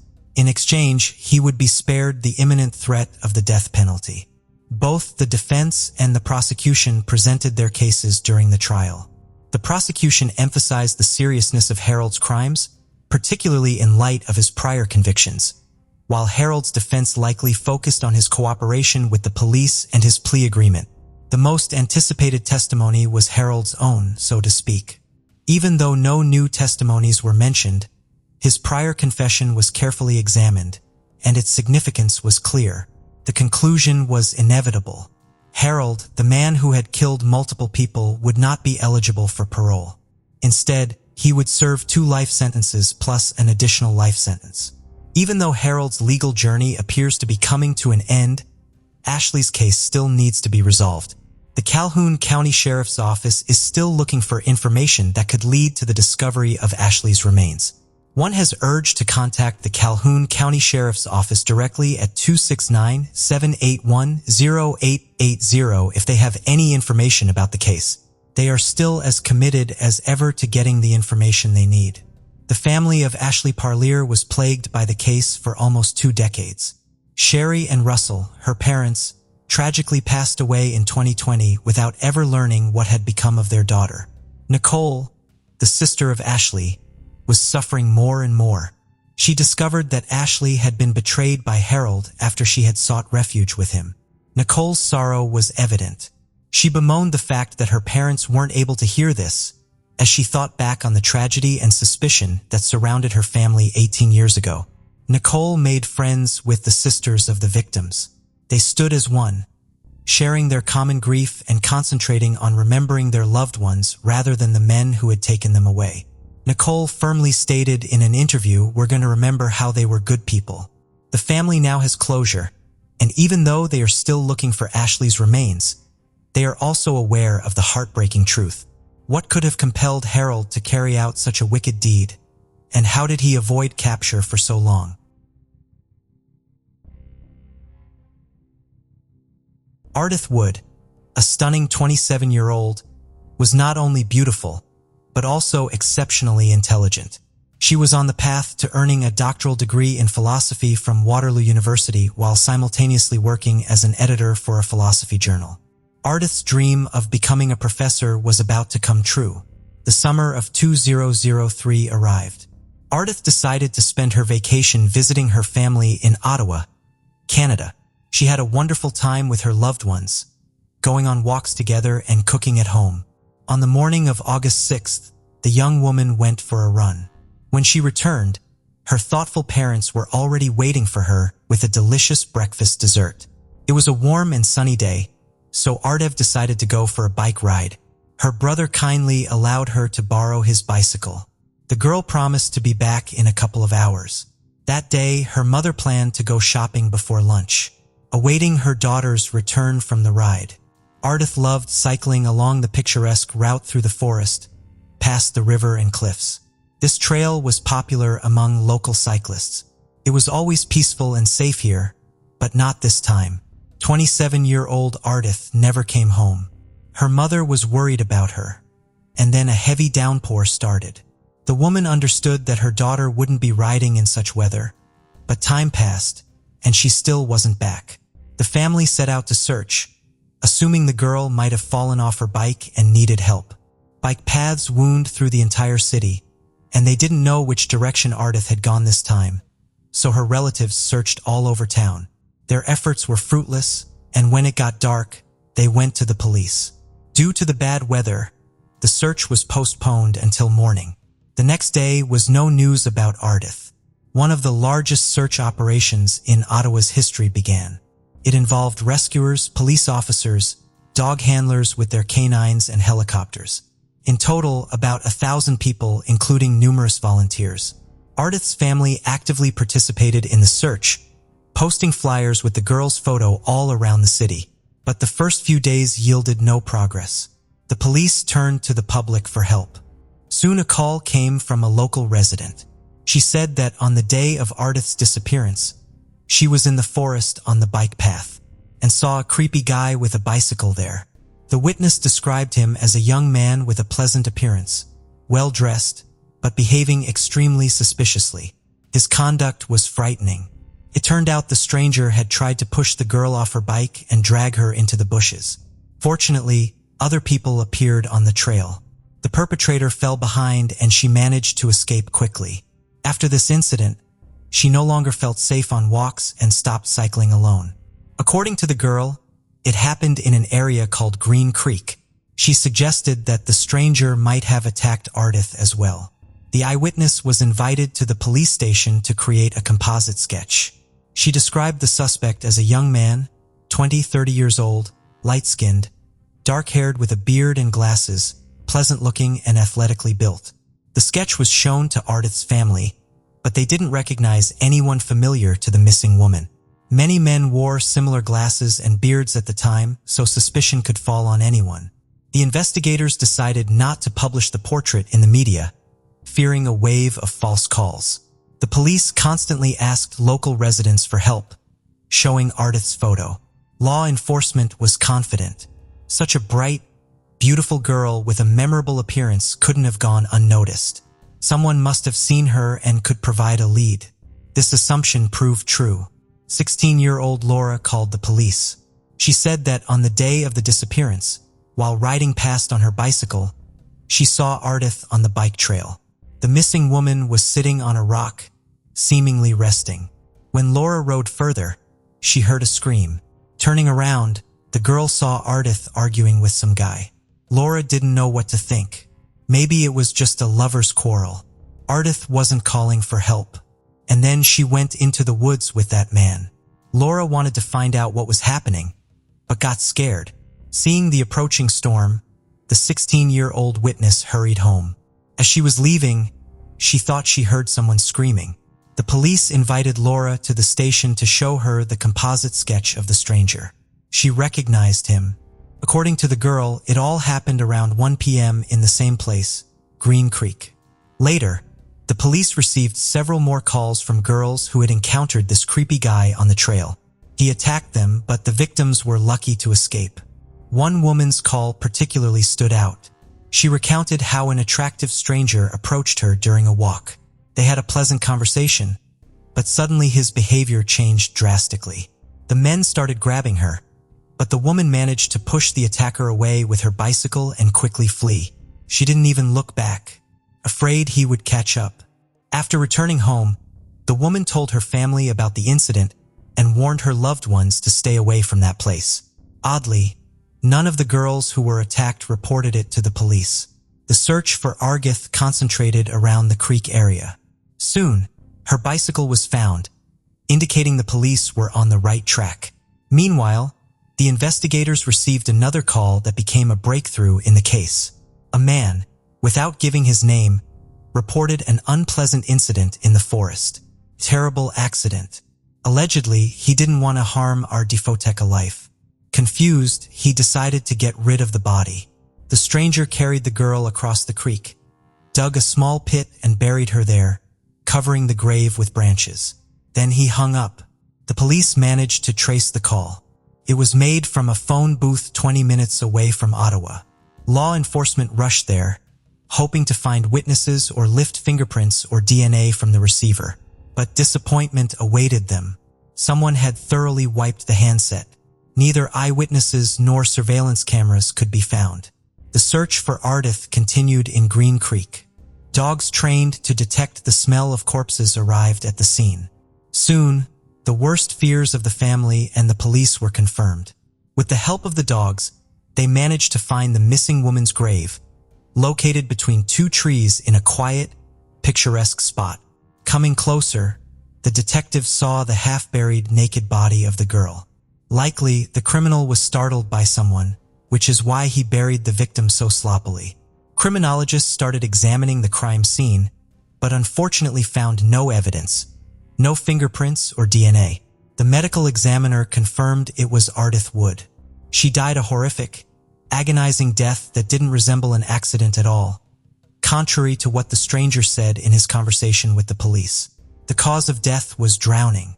Algae were found in her lungs, so the girl was still alive when she ended up in the water. Despite the body being found naked, the medical examiners didn't find unequivocal signs of rape, although they didn't rule it out. The police believed the crime was sexually motivated. In their opinion, the stranger hunted girls in a deserted place for this purpose. Otherwise, what else could have driven him? The detectives needed to catch the criminal urgently to avoid new victims. They were convinced he had attacked several girls and had already killed one. How far could the maniac go? The police decided to publish a composite sketch of the suspect in the media, asking the public for help in identifying him. Investigators received about 4,000 calls with leads and began processing them, which took a lot of time. On September 10th, the police released important information about the suspect. It turned out that the girls who saw the stranger in the forest had noticed one detail. He had an eagle tattoo on his left shoulder. This was a crucial lead that could help track down the criminal. The media published a sketch of the tattoo, after which several calls came to the police. People reported acquaintances with bird tattoos on their faces, necks, or backs. However, this information led nowhere.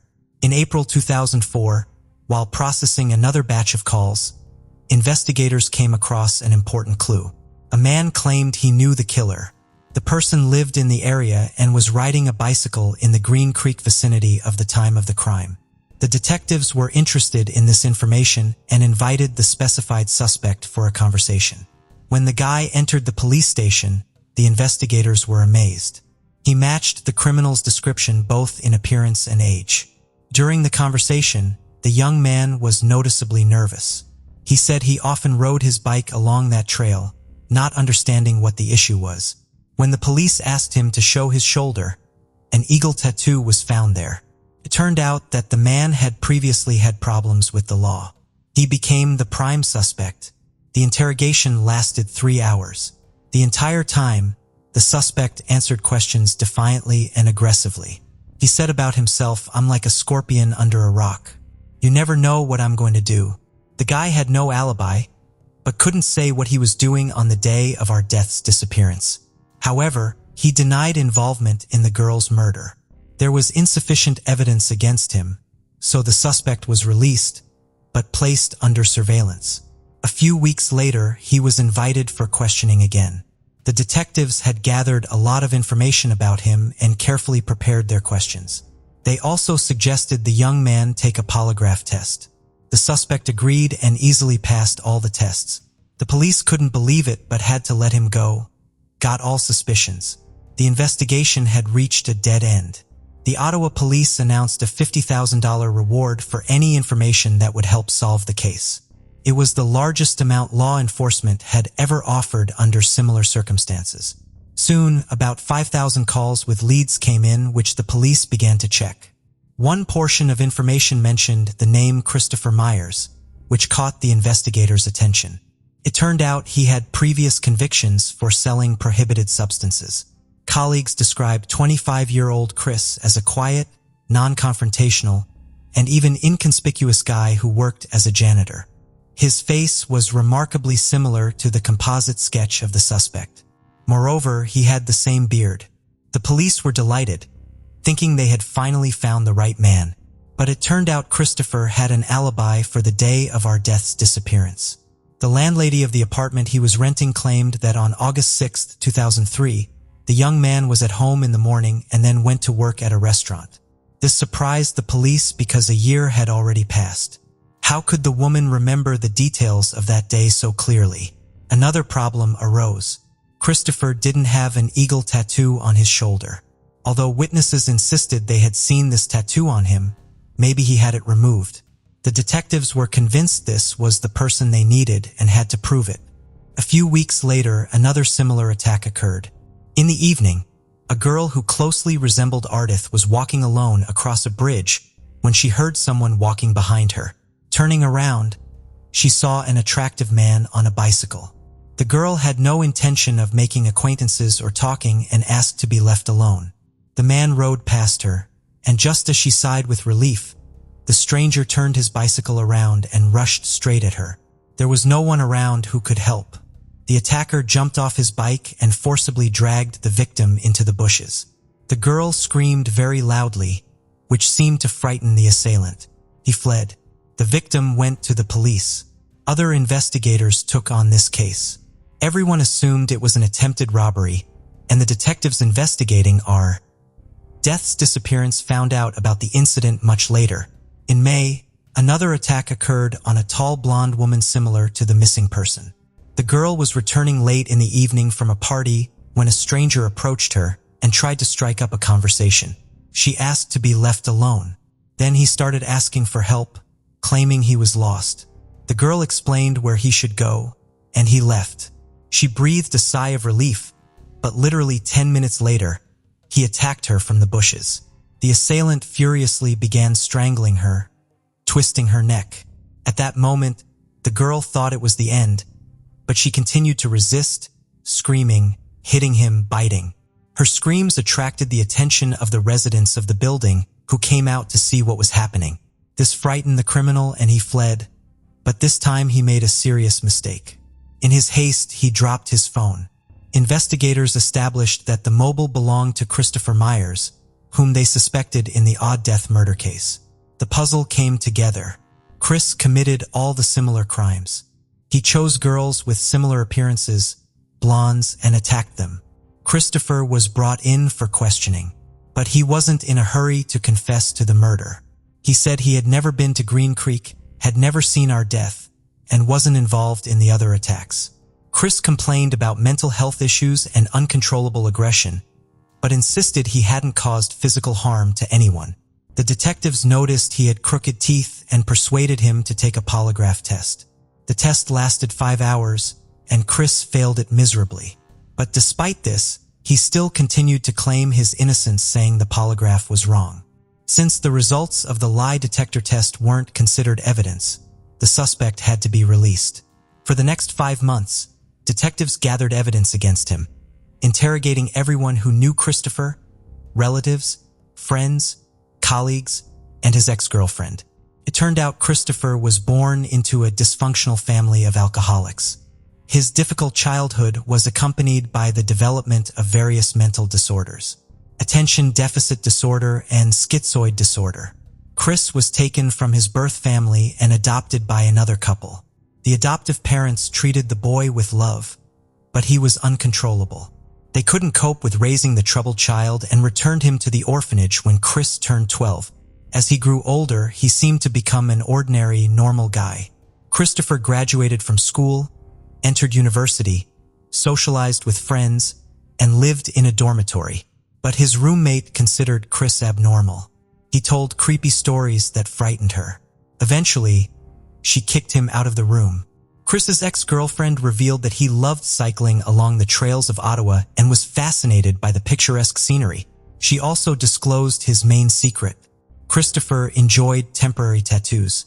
For a while, he had the exact image of an eagle on his shoulder. The girl was shown a sketch of the tattoo, and she confirmed that he had the same one on his left shoulder. Christopher was summoned for questioning on October 13, 2005. He was placed in a very cramped interrogation room.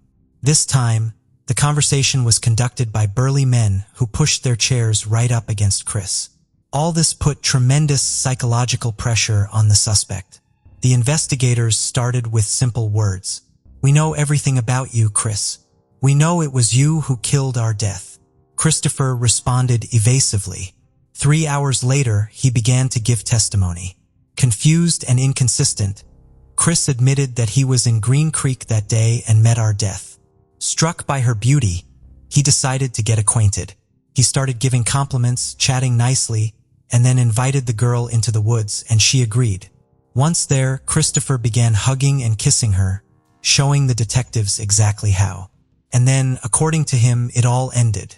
Ardith recoiled from him. Apparently, she didn't like his manners. She ran away but fell into the creek. Christopher tried to save the girl but failed. He wanted to portray himself as a hero, but this absolutely didn't correspond to his subsequent actions. For some reason, he pulled Ardith's body out of the water, undressed it, and buried it. When the policeman stated that Chris was going to be charged with murder, he immediately retracted his words. "No, I never met her. It was a joke. I took all the information from the newspapers." The detective had to have a serious one-on-one conversation with him. Eventually, Chris confessed to killing Ardith. He even drew a map with the trails in Green Creek where he met the girl. On it, he marked another person, Laura, who saw him with the victim in the forest. Laura recognized the suspect as the same man she had seen then. Christopher was arrested on October 20th, 2005. He agreed to go to the crime scene to recreate the events. But when they arrived at the indicated trail, Christopher suddenly declared that it wasn't the right location, claiming everything happened elsewhere, although everything matched. Christopher had an unstable psyche. He would give testimony and then retract his words. Later, he also confessed to other attacks on girls. He was charged with additional crimes for these offenses. At the trial, the lawyer stated that Christopher was just a troubled young man. At first, the accused denied his previous confessions. But later, on the advice of his defense attorney, he decided to make a deal with the investigation and plead guilty. On January 8, 2008, 5 years after the murder, the defendant confessed to the crime but refused to disclose the motives and details. Later, he also admitted to the other attacks. The prosecution believed that on that day, Chris wasn't on the forest trail by chance. He was stalking his prey like a hunter. He attacked several girls who were lucky enough to escape. The likely motive was sexual assault. Ardith was unlucky that day. She was Christopher's type, an attractive blonde. He tried to get acquainted with her, but something went wrong and an argument broke out between them, which was overheard by a teenage girl riding by. Under some pretext, the killer managed to lure Ardith into the woods. There, he attacked her, started undressing her, intending to rape her. To save herself, the girl ran away and jumped into the creek. Chris rushed after her, caught up, and drowned her, then buried the body. The victim's parents agreed with the prosecution's version. According to them, Ardith was a good swimmer and couldn't have drowned in the creek. In their opinion, the defendant deliberately drowned the girl. However, it remained a mystery to them how Christopher managed to convince Ardith to go into the woods with him. As part of the deal with the investigation, Christopher pleaded guilty to second-degree murder. He was sentenced to life imprisonment with a right to parole only after 10 years. In 2020, he filed a relevant petition, but the commission rejected it, recognizing the high risk of repeated crimes against women. In 2007, a plaque in memory of our death was installed on one of the centuries-old oaks in Green Creek Park. And in 2017, during a powerful thunderstorm, just like on the day of a murder, lightning struck the same tree. The oak suffered serious damage, and experts didn't believe it would survive. But a miracle happened. The mighty tree withstood. It still grows as a living monument to the girl who was killed nearby. Thank you for joining us on this journey into the depths of unsolved mysteries. Cold cases not only challenge our understanding of the past, but also ignite our curiosity and determination for answers. Remember to subscribe to stay updated on our latest investigations. And if you have any information regarding the cases we've covered, don't hesitate to reach out. Together, we can shed light on the shadows of the past and bring closure to those who seek it. Until next time, stay vigilant, stay curious, and never stop seeking the truth.